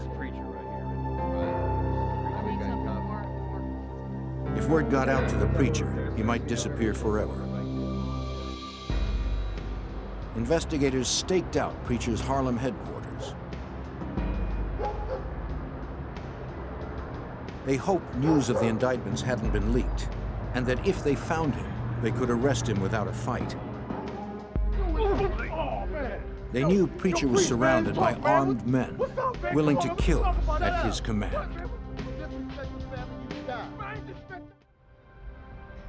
In late 1996, the C-11 squad was ready to arrest Clarence Preacher Heatley.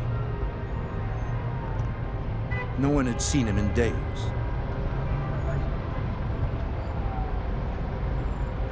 On August 12th, he emerged from his headquarters building. Detectives made sure he was alone, then moved in. Drop the phone! Drop the phone! Drop the phone! Let me see your hands! Get on the car! Get on the car! Get on the car! Hands on the car! Hands on the car! As he was arrested, the elusive gang leader remained relaxed and confident. As soon as he was in custody, other teams arrested his main lieutenant, John Cuff. 2 months later, 15 more Preacher crew members were indicted. Arrest teams prepared for simultaneous takedowns. They had to strike fast, full force, to arrest gang members safely. Detective Vinnie Flynn and other C-11 investigators developed more cooperating witnesses among the arrested crew members. Once people were arrested and being prosecuted, they agreed to cooperate, and they felt that they were used by the Preacher crew, and felt that if, in some cases, if they didn't participate, they would have been killed too. So this was their way out of the Preacher crew and from under Clarence Heatley's control. Investigators learned in which Harlem buildings the crew dumped some of their victims. Finding physical evidence was crucial in order to prosecute the RICO case. One building was a shell, partially collapsed on the inside, further complicating the retrieval. After days of excavating tons of rubble, a body was discovered. Lab examiners determined it was the body of the young mother who had been killed as a cover for stolen drugs.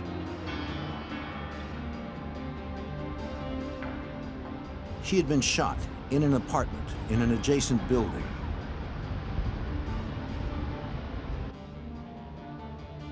Evidence response teams checked the apartment.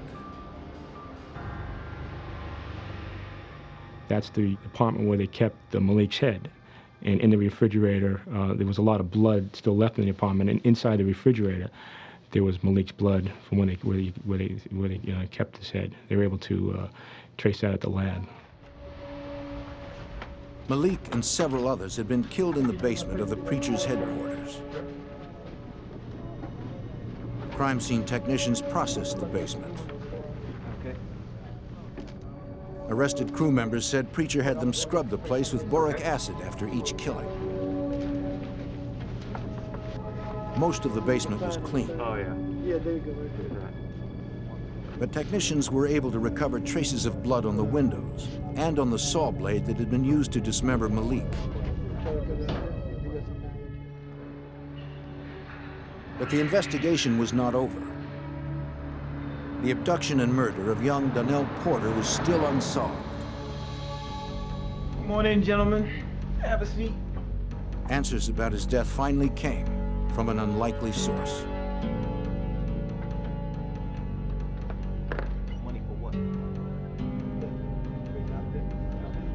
An assistant district attorney convinced the boys' uncle, Preacher crew member John Apple Porter, to come in to talk.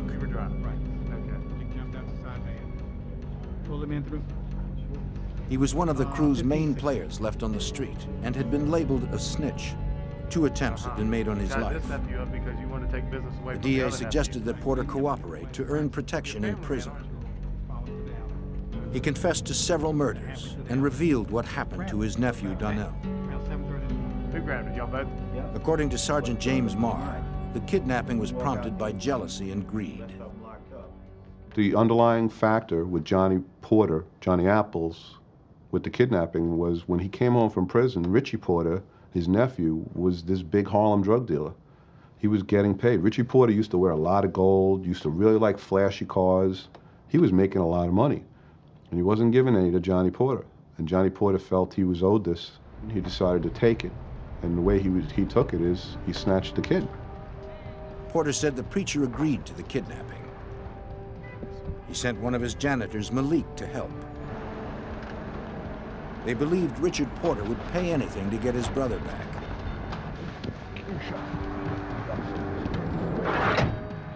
No. They kept the boy in a basement where no one would hear him. What's up, Sean? We'll make a tape for us. They cut off his finger and recorded the boy's pleas for help to prove to his family they were serious.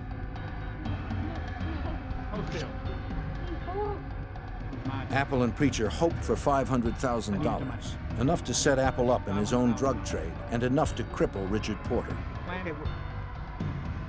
What time was it? When Richard couldn't come up with that amount of cash, they lowered it to $350,000. Did you hold that in his hand?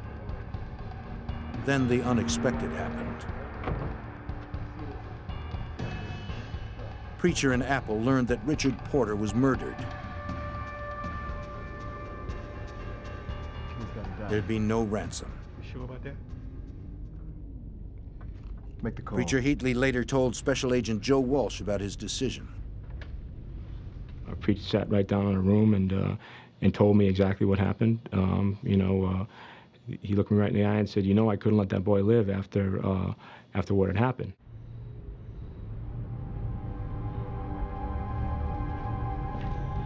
Yeah. John Porter insisted that it was Malik who actually did the killing. Malik was later killed and dismembered at the Preacher's command.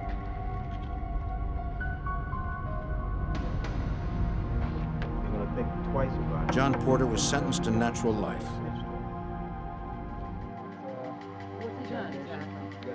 Because of the evidence collected by the C-11 squad, each member of the Preacher crew went to prison.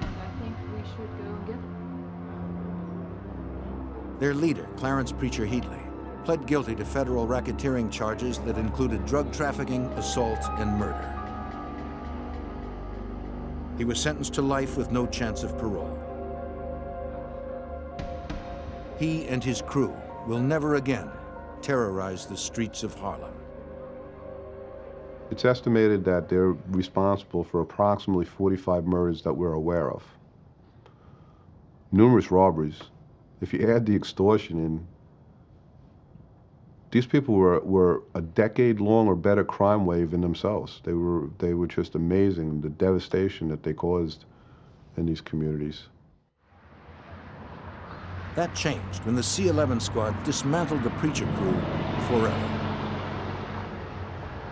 Since the case was closed, Harlem has seen a rebirth.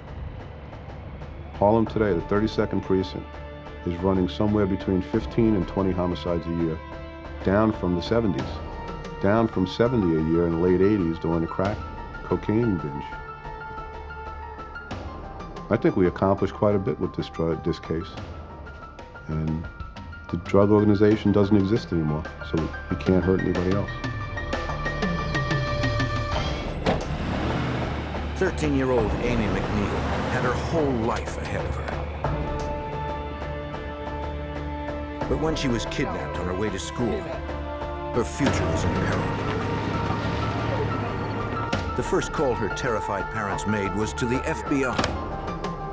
They hoped that the combined experience of agents and local law enforcement would flesh out the kidnappers before they took her life.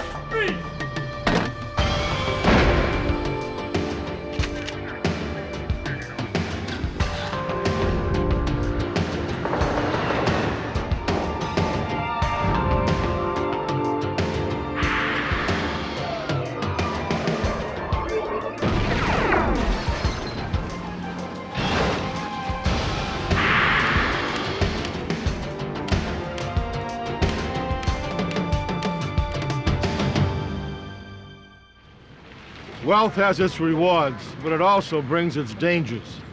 Kidnapping is one of them. No ordeal is more horrifying for a family than to have a child taken. I'm Jim Kallstrom, former head of the FBI's New York office. Kidnapping cases are among the most challenging for law enforcement, who often must remain out of sight, yet close at hand, ready to move in at a moment's notice.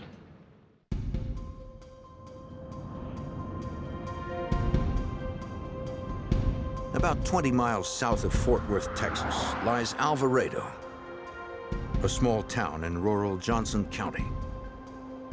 A few wealthy residents found Alvarado a safe haven away from the state's urban centers. The McNeils were among them. They lived as one of the area's most prominent families, partly from the return that Mr. McNeil made by selling an early design of the handheld calculator. At 7:15 a.m. on Friday, January 11th, 1985, they began their day having breakfast together, as was their usual routine. Amy! Afterwards, their teenage son would drive himself and his 13-year-old sister, Amy, to school. Darling. Please be careful out there today. Come on, come on, come on. Bye, Amy. On the way, Amy and her brothers stopped to pick up their cousin as well. He and his family lived in a separate house on the McNeil estate.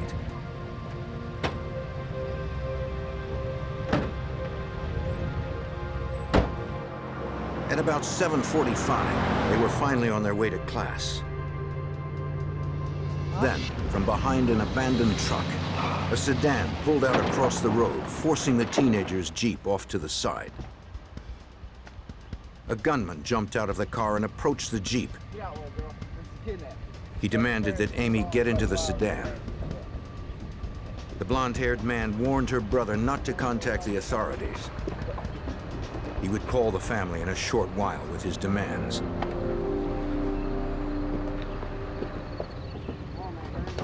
Instinctively, the teenager started to get out to help his sister. Leave and go home, boy! But the kidnappers threatened to kill him and his sister if he tried to follow them. As they raced off with the 13-year-old, the teenagers couldn't make out the license plate. In a matter of seconds, the girl was gone. They turned around and sped home. The boys told the McNeils what had happened and repeated the kidnappers' warning not to contact the authorities. They pulled us over and they had guns. And if you told the police that they kill her. Mr. McNeil ignored the demand and called the FBI field office in nearby Fort Worth. Give me the FBI. Former FBI Special Agent Clint Brown, a 30-year veteran, understood that when a kidnapping occurs, every second counts. Hello, this is Clint Brown. I worked many kidnapping cases, and in not a single case did the subject get away with it. The number one goal in all cases like this is the safe return of the victim. All activities, all actions are all geared toward not doing anything to endanger the safety of the person who's been kidnapped. The FBI's first task was to set up a recorder on the family's phone. By capturing the kidnapper's voice, they hoped to identify him or the place he was calling from. The FBI also informed the local phone company to be prepared to trace any incoming calls. Agents instructed the father on how to handle the call. He needed to insist on proof from the kidnappers that his daughter was still alive. Expect a call to come in today. So you probably want to look for a The fact that they had worn no disguises disturbed former Johnson County Sheriff Eddie Boggs, who called in the Texas Rangers moments after he arrived. The kidnappers hadn't tried to conceal who they were at all. They just, as we call it, they just barefaced them, just no mask, no disguises, anything. That means there's not going to be a victim around telling who they are, what they look like. They're going to kill them. Uncovering the kidnappers' identities might prevent that. Using an identikit that included hundreds of facial features, investigators worked with Amy's brother and cousin, building a composite of the man who held the shotgun. The teenagers had never seen the man with the stringy blonde hair before. They also provided a description of the kidnapper's car. It seems like the people who engage in this are people of questionable and limited mental capacity, and very often they have, I guess what you might say, delusions based on drug use. Very often, you know, the need to get money to promote their drug habits or what drives them, and so we have that being a motive for the kidnappings very much, and that certainly impairs their ability to think or plan or pull this off successfully. At 10 a.m., over 2 hours after Amy had been abducted, the phone finally rang. Hello? It was one of her kidnappers. Yeah? Did your son tell you I had your daughter? The man demanded a $100,000 ransom. Yeah? Half was to be in $100 bills, the other half in smaller denominations. None of it could be sequenced. As instructed, Amy's father pleaded to speak to his daughter, but the kidnapper refused. Her captor insisted Amy was still alive and that her father could speak to her.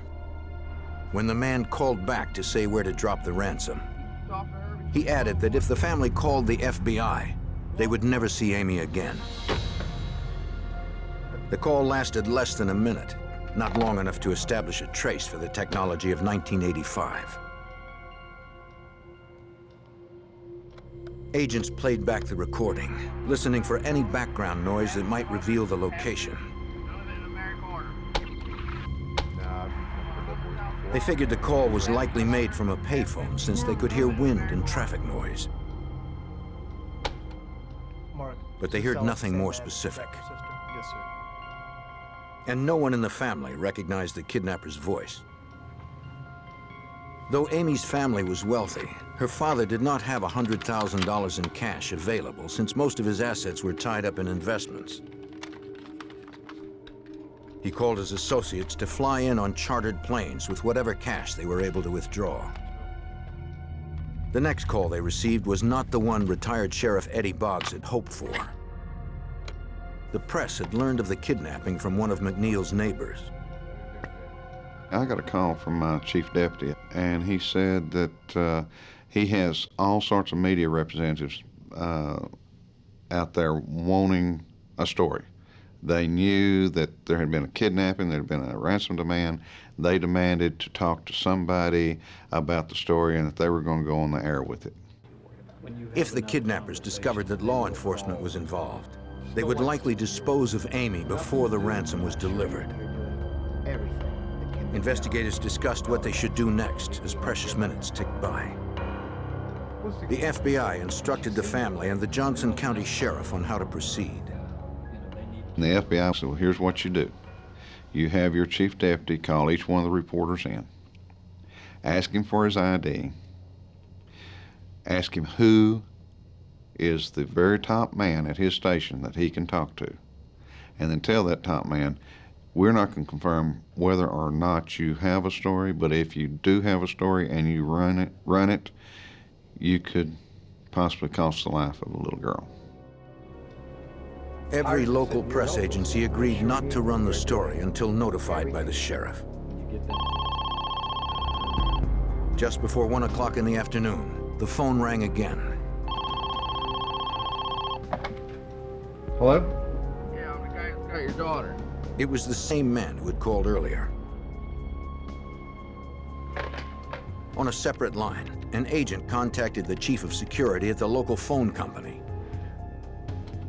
who was standing by, hoping to trace the call. Yeah. He trapped the number Yeah, and began to we're track right its there. origin. Yeah. Yeah. Mr. McNeil begged the kidnapper to let him hear his daughter's voice. Calm down. This time, the man allowed the frightened girl to speak to her father. Daddy? Her eyes concealed to prevent her from knowing where she was. You haven't hurt me. Be my girl. He could hear her crying. Despite his own fear, he reassured Amy that everything would be okay and that she would soon be home. That's when the man grabbed the phone. The kidnapper said that he had not yet secured a location for the ransom to be dropped. What do you mean you're having trouble getting a drop zone? Again, he promised to call back later. Hello? The room fell silent as former Texas Ranger Bill Gunn recalls. It was very heartrending to listen to it. She was frightened, and of course Mr. McNeil was frightened. The conversation was very short. Mr. McNeil encouraged her to keep her upper lip up and remember who she was. And that was the end of the conversation. They hoped the trace would be successful. That's the hardest part, correct?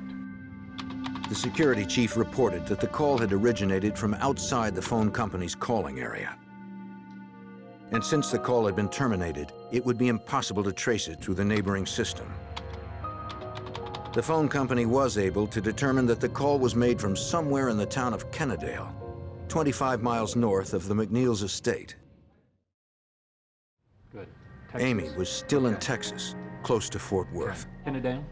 Okay, sounds like. But without a specific location, investigators had little to go You on. know she's in Texas. Yeah. We had no idea, no evidence, no leads, nowhere to go. The only thing we had was the description of a car. I did have my troops, what few I had, to go out and start in a perimeter and expanding the perimeter, checking every farm, every house, every housing addition, everywhere they could for a car that matched the description that we had. Johnson County deputies fanned out over a 30-mile radius from Alvarado up to Kennedale, searching for the kidnapper's car. They also alerted other local officers to be on the lookout for the four-door sedan. Yet without a license plate, it was not likely they'd locate the vehicle among the rural expanse. Almost 6 hours after 13-year-old Amy McNeil had been abducted, her father's friends from Texas and Arkansas had begun to arrive in Alvarado, carrying tens of thousands in cash. Texas Rangers escorted them from a small airport to a local bank where the currency would be processed before it was paid to the kidnappers. Wearing latex gloves, Rangers recorded and bundled the $100,000 ransom. They assembled half of it in $100 bills as the kidnapper had instructed. Another $50,000 was compiled from smaller denominations. Retired Texas Ranger Sergeant John Dendy helped direct the processing. They had quite a time raising that amount of money on such short notice. But after they got the money, then the Rangers that were at the bank started to getting clean bags to put it in. In other words, no fingerprints, plastic bags, and made copies of the bills, so we'd have the serial numbers on each bill. Everything was loaded up, and then all we had to do then was sit and wait until more demands came in. In the late afternoon, deputies had located a car that fit the description of the kidnapper's vehicle parked 20 miles from the McNeil's estate. A license plate check revealed that the sedan had been stolen the day before from Mesquite, Texas, 50 miles east of Alvarado. Inside, deputies found no obvious signs of Amy or her abductors. They impounded the car and continued to canvass the area for witnesses who may have seen the driver. At the Johnson County Sheriff's Department, the FBI processed the sedan for forensic evidence. From the interior, they removed several sets of fingerprints. But without a suspect's prints to compare them to, the recovered prints could not help identify Amy's captors or their current whereabouts. By 11:30 p.m., 16 hours after Amy had been taken, her family had received 3 more phone calls, but still had not been told where the ransom was to be dropped.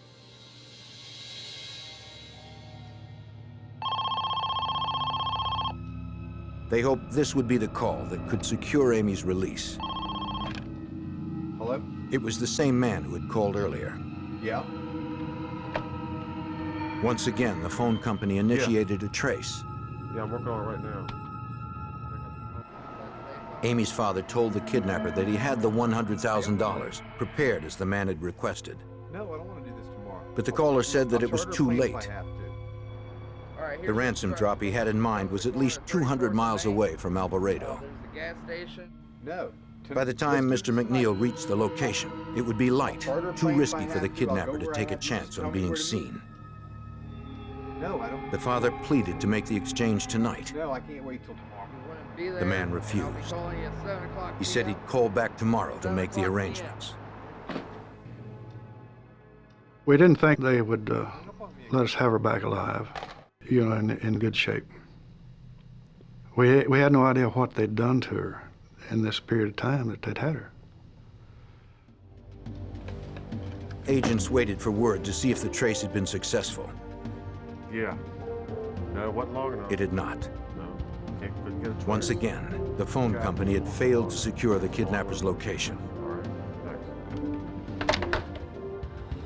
Investigators could only hope that 13-year-old Amy McNeil would survive the night and eventually be reunited with her parents. By 5 p.m. on Saturday, January 12, 1985, a day and a half had passed since 13-year-old Amy McNeil had been kidnapped on her way to school in Alvarado, Texas. One of several unidentified kidnappers had called Amy's wealthy family 7 times. He demanded $100,000 in unsequenced currency, but had not told the McNeils where to drop the ransom. Though the kidnapper had also warned Amy's family not to call the FBI, Mr. McNeil had done so and was joined by several agents, a dozen Texas Rangers, and the Johnson County Sheriff's Department.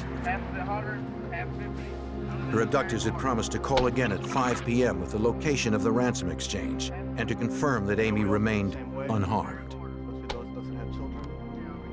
Despite the agonizing wait, former Special Agent Clint Brown and his team wasted no time in preparing. When the instructions were anticipated, a plan was devised to deliver the ransom money with Mr. McNeil driving the car and carrying the money himself for delivery so that anybody would see the car. It was the limousine that he had. They would assume he was in the car by himself. Actually concealed in the car would be 2 FBI agents. The agents also outfitted Mr. McNeil with a mini cassette device to record any conversations he may have with the kidnappers if they should approach his limousine.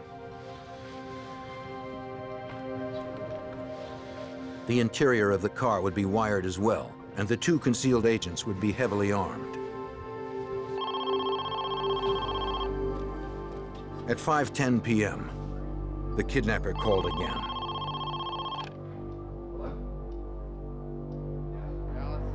He told Mr. McNeil to drive 40 miles alone in his limousine from Alvarado on Interstate 30 to East Dallas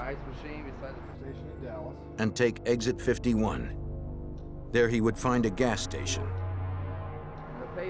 The father was to be there by 7 p.m. in order to receive further instructions on the payphone by the vending machine.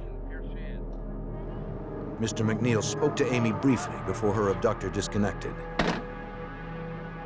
She was scared, but unharmed. The call was too brief to be traced. As planned, a contingent of FBI, Texas Rangers, and Johnson County personnel would follow McNeil's car at a distance. The team would be fully equipped, as retired Texas Ranger Bill Gunn remembers. We got all of the assets available, tracking devices, aircraft. We had a tracking device on Mr. McNeil's car, so that if we lost contact with it on the ground, both aircraft could receive it. Amy's father promised his wife that he wouldn't come home without their daughter. He was fitted with body armor and provided with a sidearm in the event the kidnappers attacked him. The two agents with him would be armed with shotguns and semi-automatic pistols. They checked their radios to make sure they could be heard by the follow team. Okay. You guys okay back there? Check 1, check 2. Retired FBI Special Agent Rod Kicklighter was assigned to ride in the limousine and advise the concerned father. I recall one of our main instructions to him was not to let himself be taken hostage. And we talked through that quite a bit. He was to deliver the money, and we would then take over, try to effect the arrest, but he was in no way to get involved himself. McNeil got the go-ahead to leave for the gas station in East Dallas, 40 miles away.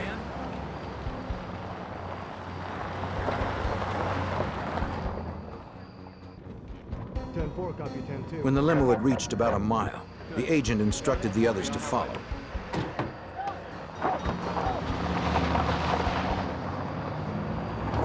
Since the kidnapper had provided a specific route to the Dallas gas station, former Ranger Sergeant John Dendy and the others feared that the kidnappers could be surveilling the limousine as it traveled. We had no idea where they would be, who they were, or what they were in, or anything about them. And in order for them not to become suspicious of any of us, we kept a good distance behind the car. As the stretch crossed county lines, the Rangers radioed ahead to local authorities. They informed traffic patrols not to stop the speeding unmarked cars and provided license plates for their vehicles.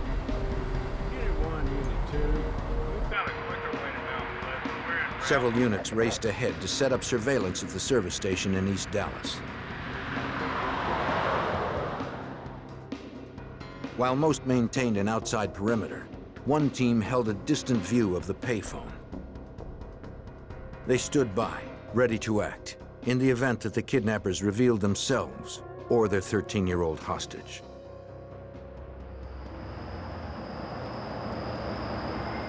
Agents reported that the limousine had just reached exit 51. The phone had begun ringing at exactly 7 p.m. when Amy's father rolled into the service station. What? Okay, hold on. It was the 8th call he had received from his daughter's kidnappers over the past 34 hours. The man did not give the father the news he had hoped for. He told Mr. McNeil to take Interstate 20 east to Tyler, Texas, almost 100 miles from Dallas. At the US 69 exit, he would find another gas station, where he'd receive another call at 9:20 on the payphone outside. For retired Special Agent Clint Brown, it was difficult to predict what Amy's abductors might be planning. We could tell the kidnappers were not very well organized. They seemed somewhat ill at ease, confused. Some of their plans seemed to change. They didn't seem to have a clear idea of where the money was to be delivered, and so they even appeared to be stalling at times, trying to formulate a workable plan that they thought they could use. So it did not appear that they had thought this out very well at all.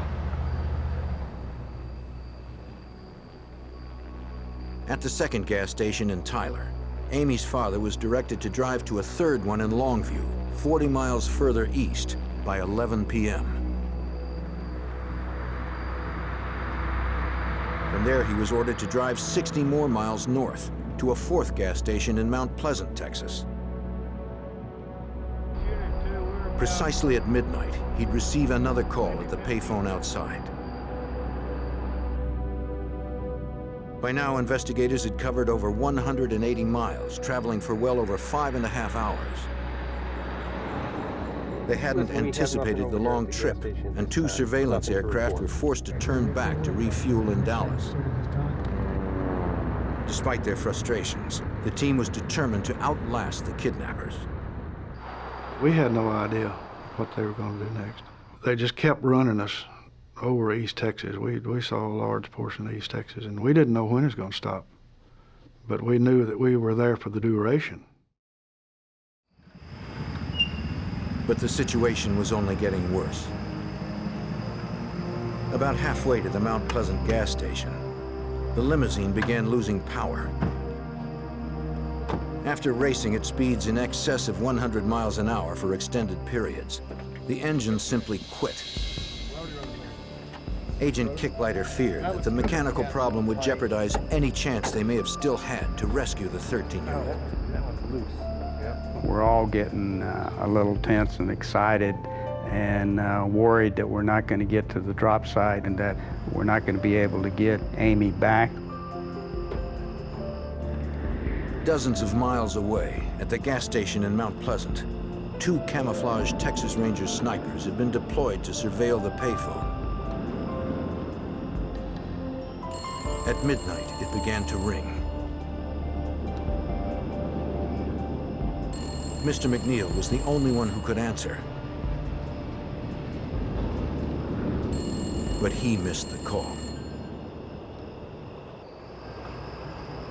At midnight on January 13th, 1985, just outside Mount Pleasant, Texas, 2 FBI agents and the wealthy father of a kidnapped 13-year-old girl worked frantically to repair a limousine's engine. Mr. McNeil's limousine was the car his daughter's kidnappers expected him to be driving alone to a Mount Pleasant gas station payphone by midnight. As Mr. McNeil tried to restart his car, 2 camouflaged Texas Ranger snipers, deployed to surveil the gas station, watched helplessly as the phone began ringing. Mr. McNeil was the only one who could answer, but he missed the call for the final location of the $100,000 ransom exchange. Patrolling the desolate roads around the gas station in Mount Pleasant, the support team was informed that Mr. McNeil had finally found his car's difficulty, according to former FBI Special Agent Clint Brown. The car that Mr. McNeil was riding in began to develop electrical problems.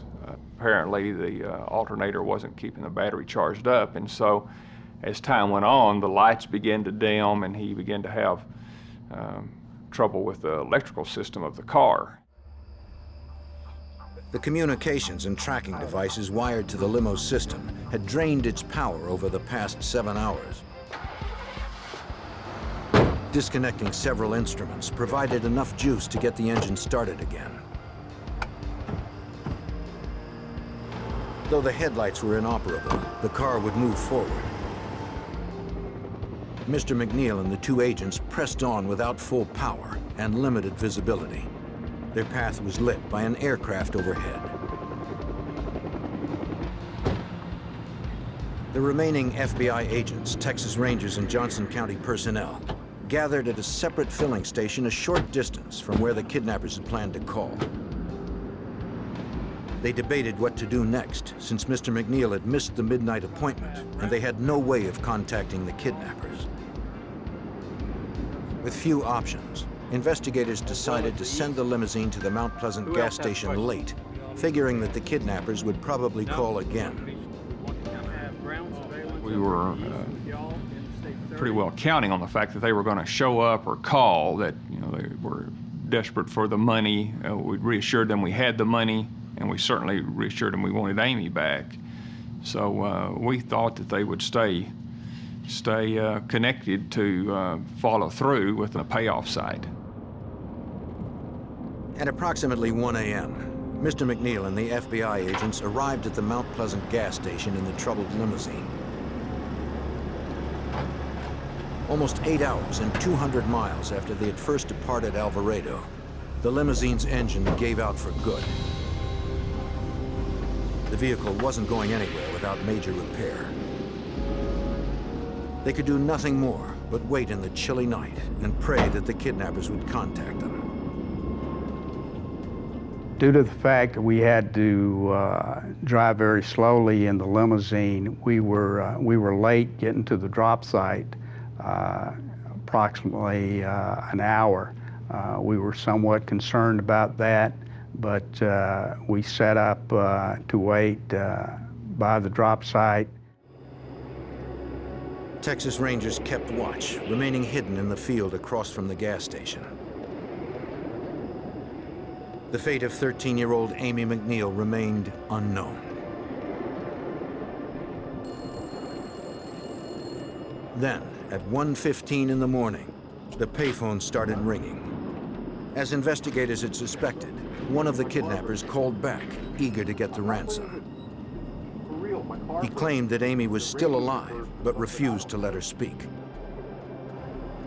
Worst still, former Texas Ranger Bill Gunn and his team learned that the assailants had likely spotted the heavy presence of law enforcement on the desolate roads. They started out telling him that he had brought the police with him, and they were very unhappy with that. So they finally told him to bring the money to a motel in Mount Pleasant.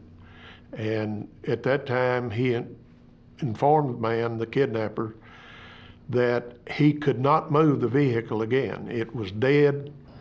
And the man told him on the phone then, they said, well, we're coming after the money, and we've got plenty of guns, and there better not be any police officers around. The father remained resolute, despite his fear of what the kidnappers may have already done to his daughter. He grabbed the ransom bag and stood outside so his daughter's captors could see him as they approached. Agents hidden in the limousine readied themselves for an armed confrontation. Retired Special Agent Kicklighter realized a mistake now could cost lives. The exchange of a ransom during a kidnapping is always one of the most critical elements of the investigation. In this case, you don't want someone else to be hurt or taken hostage and be another victim of a kidnapping. Hours passed in the cold January night. The Rangers stayed alert, protecting against an ambush. On the road circling the gas station, investigators saw no sign of vehicles approaching the ransom drop. See anything out here? By 3 in the morning, 2 hours after the kidnappers had called, it looked as if they weren't going to show. The Texas Rangers, Johnson County deputies, and the FBI considered what their next move should be. It was decided that they were not going to come, and so the whole surveillance and monitoring situation was called off in anticipation we're going to have to start again the next day on Sunday. Agents in the limo received word of the decision to regroup until daybreak. Mr. McNeil insisted they stay. But investigators convinced him that at present, there was nothing more they could do for his daughter. Money, if nothing else, right? Mr. McNeil was upset that yet another night was going to pass without a resolution to getting his daughter back. He had done everything that they had told him to do, so there was a great deal of disappointment. A car came by to pick up McNeil and the agents.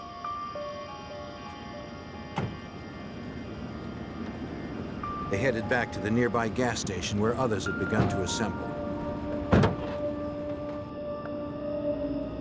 The two rangers, hiding in the field for the past 3 hours, moved toward the street where the sheriff was to meet them in a separate van.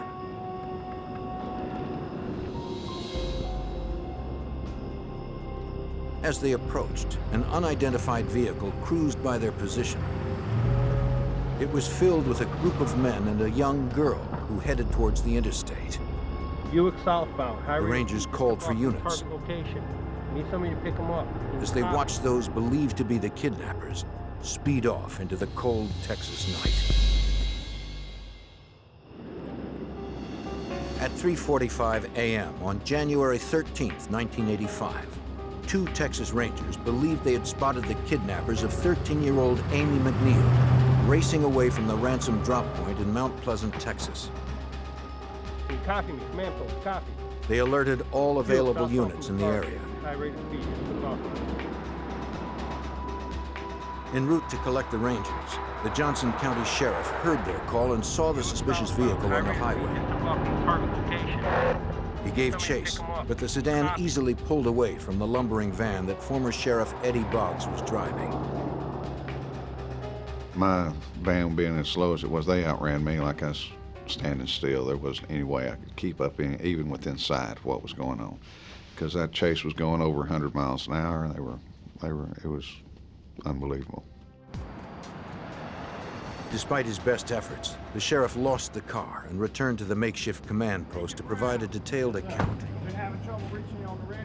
Amy's life was now in even greater jeopardy since there was no question the kidnappers knew law enforcement was in the area. Then a call came in from their remaining aircraft. The pilot had spotted the vehicle, and investigators still on the road had resumed the chase. Former Texas Ranger Bill Gunn recalls that the suspects were speeding west on Interstate 30.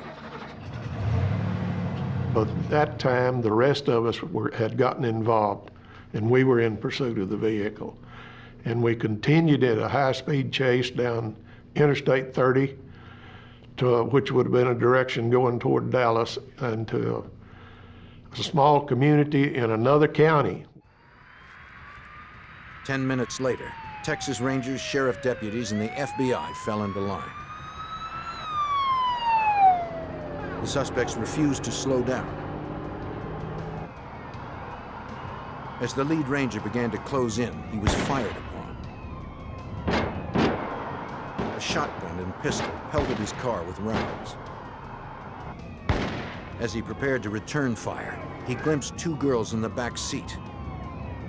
One was young Amy McNeil, who they were forcing into the back window. The people who were responsible for this started firing guns at them out the back windows on each side of the Buick. They would push Amy up into the back glass where she could be seen, and of course we couldn't return any fire. Construction narrowed the interstate to 1 lane, but the suspects did not slow. Shots hit the grill of the lead car. Slugs pierced the carburetor, forcing the Ranger to stop.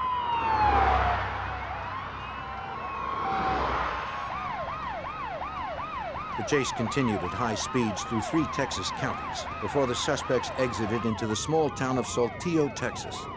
Dispatch, looks like we're slowing down. Unexpectedly, at about 4 a.m., they stopped on the front lawn of a home and several fled on foot. They opened fire on investigators.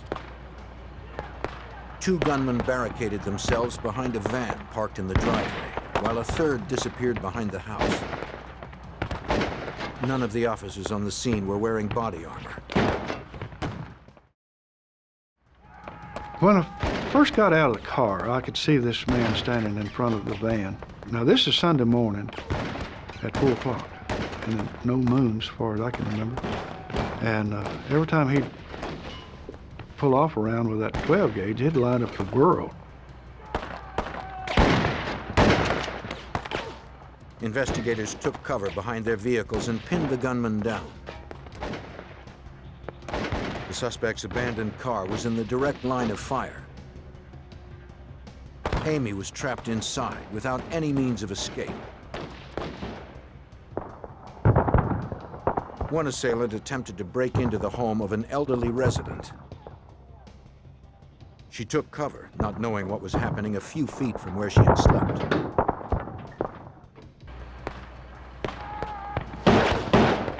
As the firefight raged on, investigators knew that they had to somehow get to Amy McNeil before it was too late. At 4 a.m. on January 13th, 1985, the FBI, Texas Rangers, and Johnson County sheriffs exchanged gunfire with the kidnappers of 13-year-old Amy McNeil. After being held for almost 2 days, Amy remained trapped inside her captor's vehicle with a female assailant on the front lawn of a farmhouse in Saltillo, Texas. Ranger Sergeant John Dendy was one of several who braved the hail of bullets. I could see one of them behind the front wheel of the car, and that's what I was mainly shooting at. I didn't have any other place to go. And the only thing I knew to do is shut them down. And the only way I'm going to do that is to hit one of them. Several miles away in another vehicle, Amy's wealthy father was accompanied by the Johnson County Sheriff and an FBI agent on their way to the scene. They could do nothing more but hope and pray that the 13-year-old would survive the battle. Locally here, go ahead. As the shooting continued, a Johnson County Sheriff's deputy moved towards the suspect's car, as Ranger Bill Gunn recalls. One deputy sheriff ran from the vehicle that he arrived in over to the kidnapper's vehicle, and she asked him if he was a police officer, and he said, "Yes, ma'am," and she just really grabbed hold of him then and hung on.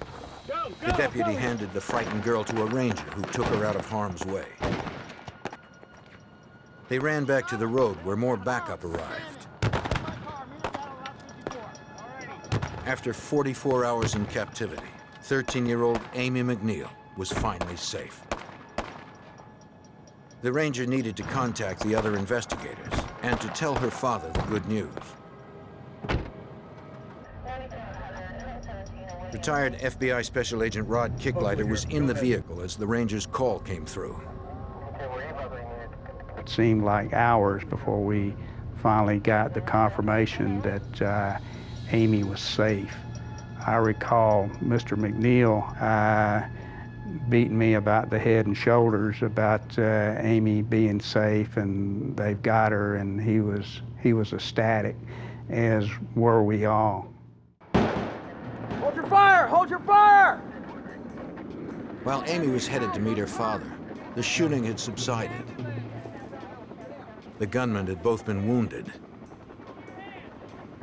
Investigators held their weapons on them, not sure if the suspect still had ammunition. Then, out of the shadows, a third gunman emerged. Freeze! Get out! Get on your knees! Get on your knees! Drop your weapon! Realizing that escape was impossible, he surrendered. From inside the kidnapper's car, investigators cuffed the female suspect and a fourth man who had remained there during the shootout. Rangers confirmed with Amy that all the kidnappers were now in custody. On a deserted highway a mile away, Amy ran towards the waiting van that held Mr. McNeil. Dad! Dad! Former Special Agent Clint Brown watched the reunion between father and daughter. Everybody was pretty emotional. You know, we all had kids and daughters and such, so we were pretty emotional just watching that reunion, and everyone was so happy that it had turned out so well that we all shared in that excitement and joy of her being recovered safely. No one but the suspects had been hit by gunfire. Both were ex-convicts and high on methamphetamine at the time of the shooting. The elderly resident was also examined. She had survived the ordeal with only frayed nerves. A license plate check on the kidnapper's car revealed that it had been stolen in Dallas the day before. Investigators also figured out why the suspects had stopped their vehicle when they had. We never could understand why they turned in at this particular house. But we found out later they'd run out of gasoline. 34-year-old James Foote, who had made the initial ransom calls, had previously worked for Mr. McNeil and had hatched the plan to kidnap Amy. For using a weapon in the commission of the crime, he was convicted of aggravated kidnapping and attempted murder and was sentenced to life in prison. 27-year-old Michael Mills, who had made the remaining calls, was likewise convicted of aggravated kidnapping and attempted murder, receiving life. The other assailants, 21-year-old Daniel Neckar Jr. and 21-year-old Thomas Barnes, were convicted of the same charges and also sentenced to life. The 18-year-old woman who was with them was charged as the men were. She had only met James Foote a few days earlier before the kidnapping had occurred. The woman was scared when the men brought the 13-year-old into the house, but stayed to prevent Amy from being abused by them. Amy later confirmed that the 18-year-old had protected her, according to retired Johnson County Sheriff Eddie Boggs. She was only given a 10-year probated sentence per Amy's request. The female accomplice really didn't know what she was getting into at the time whenever she joined them, because they had already been using dope for several days steady before she got involved in it. And it was just she got involved in something she couldn't get out of. 6 months later, on July 4th, 1985, Foote was transferred from the state penitentiary to the Johnson County Jail to face additional charges. Authorities had traced the weapons he used in the kidnapping to the armed home invasion of a Dallas man. Foote was also indicted in Arlington, where he had attempted to kidnap the child of a wealthy developer days before he took Amy. Outside, in the blistering Texas summer, the prison guard agreed to retrieve a water hose to cool down the inmates. When he left, Foote climbed over the 8-foot fence. He made it under the barbed wire. Seconds later, the kidnapper disappeared into the nearby woods. That evening, the Johnson County Sheriff faced the difficult task of informing Mr. McNeil that his daughter's kidnapper had escaped to where no one knew. Deputies would be stationed outside the McNeil home as long as Foote remained at large, fearing that the convict might seek vengeance on the family. Mr. McNeil immediately offered a reward for any information leading to Foote's recapture. A few days later, a call came in to Sheriff Boggs that seemed promising.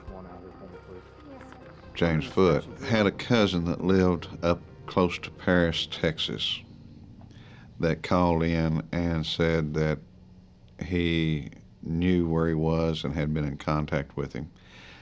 And that cousin also had some criminal charges pending on him and was willing to make a deal. Okay, guys, we're going to be entering. Foote had been hiding in the cousin's Paris, Texas home, 170 miles northwest of the prison. Gain access to the property. Johnson County deputies prepared for the assault of the single-story dwelling. Over here. This is your living room area. They readied themselves for another armed confrontation. As promised, the cousin made certain that Foote was inside at home for the arrest to take place. Deputy Sheriff, freeze! Get your hands up, it's your This hands. time, there would be no shootout. Sheriff deputies captured Foote without incident. He was returned to prison, where Foote will spend the rest of his life. At the state capitol in Austin, Texas, retired Ranger Sergeant John Dendy was among those who received commendation and recognition for the successful conclusion to the case. Going to Austin, talking to the governor, getting a commendation. The fact that I knew that I had had something to do with saving this beautiful little girl's life was worth more than anything else they could do. That made everything worthwhile. All the 36 years that I spent in law enforcement, that was the top. Because law enforcement responded quickly and did not relent, Amy McNeil was reunited with her family and friends thankful for the determined officers and agents who answered the call.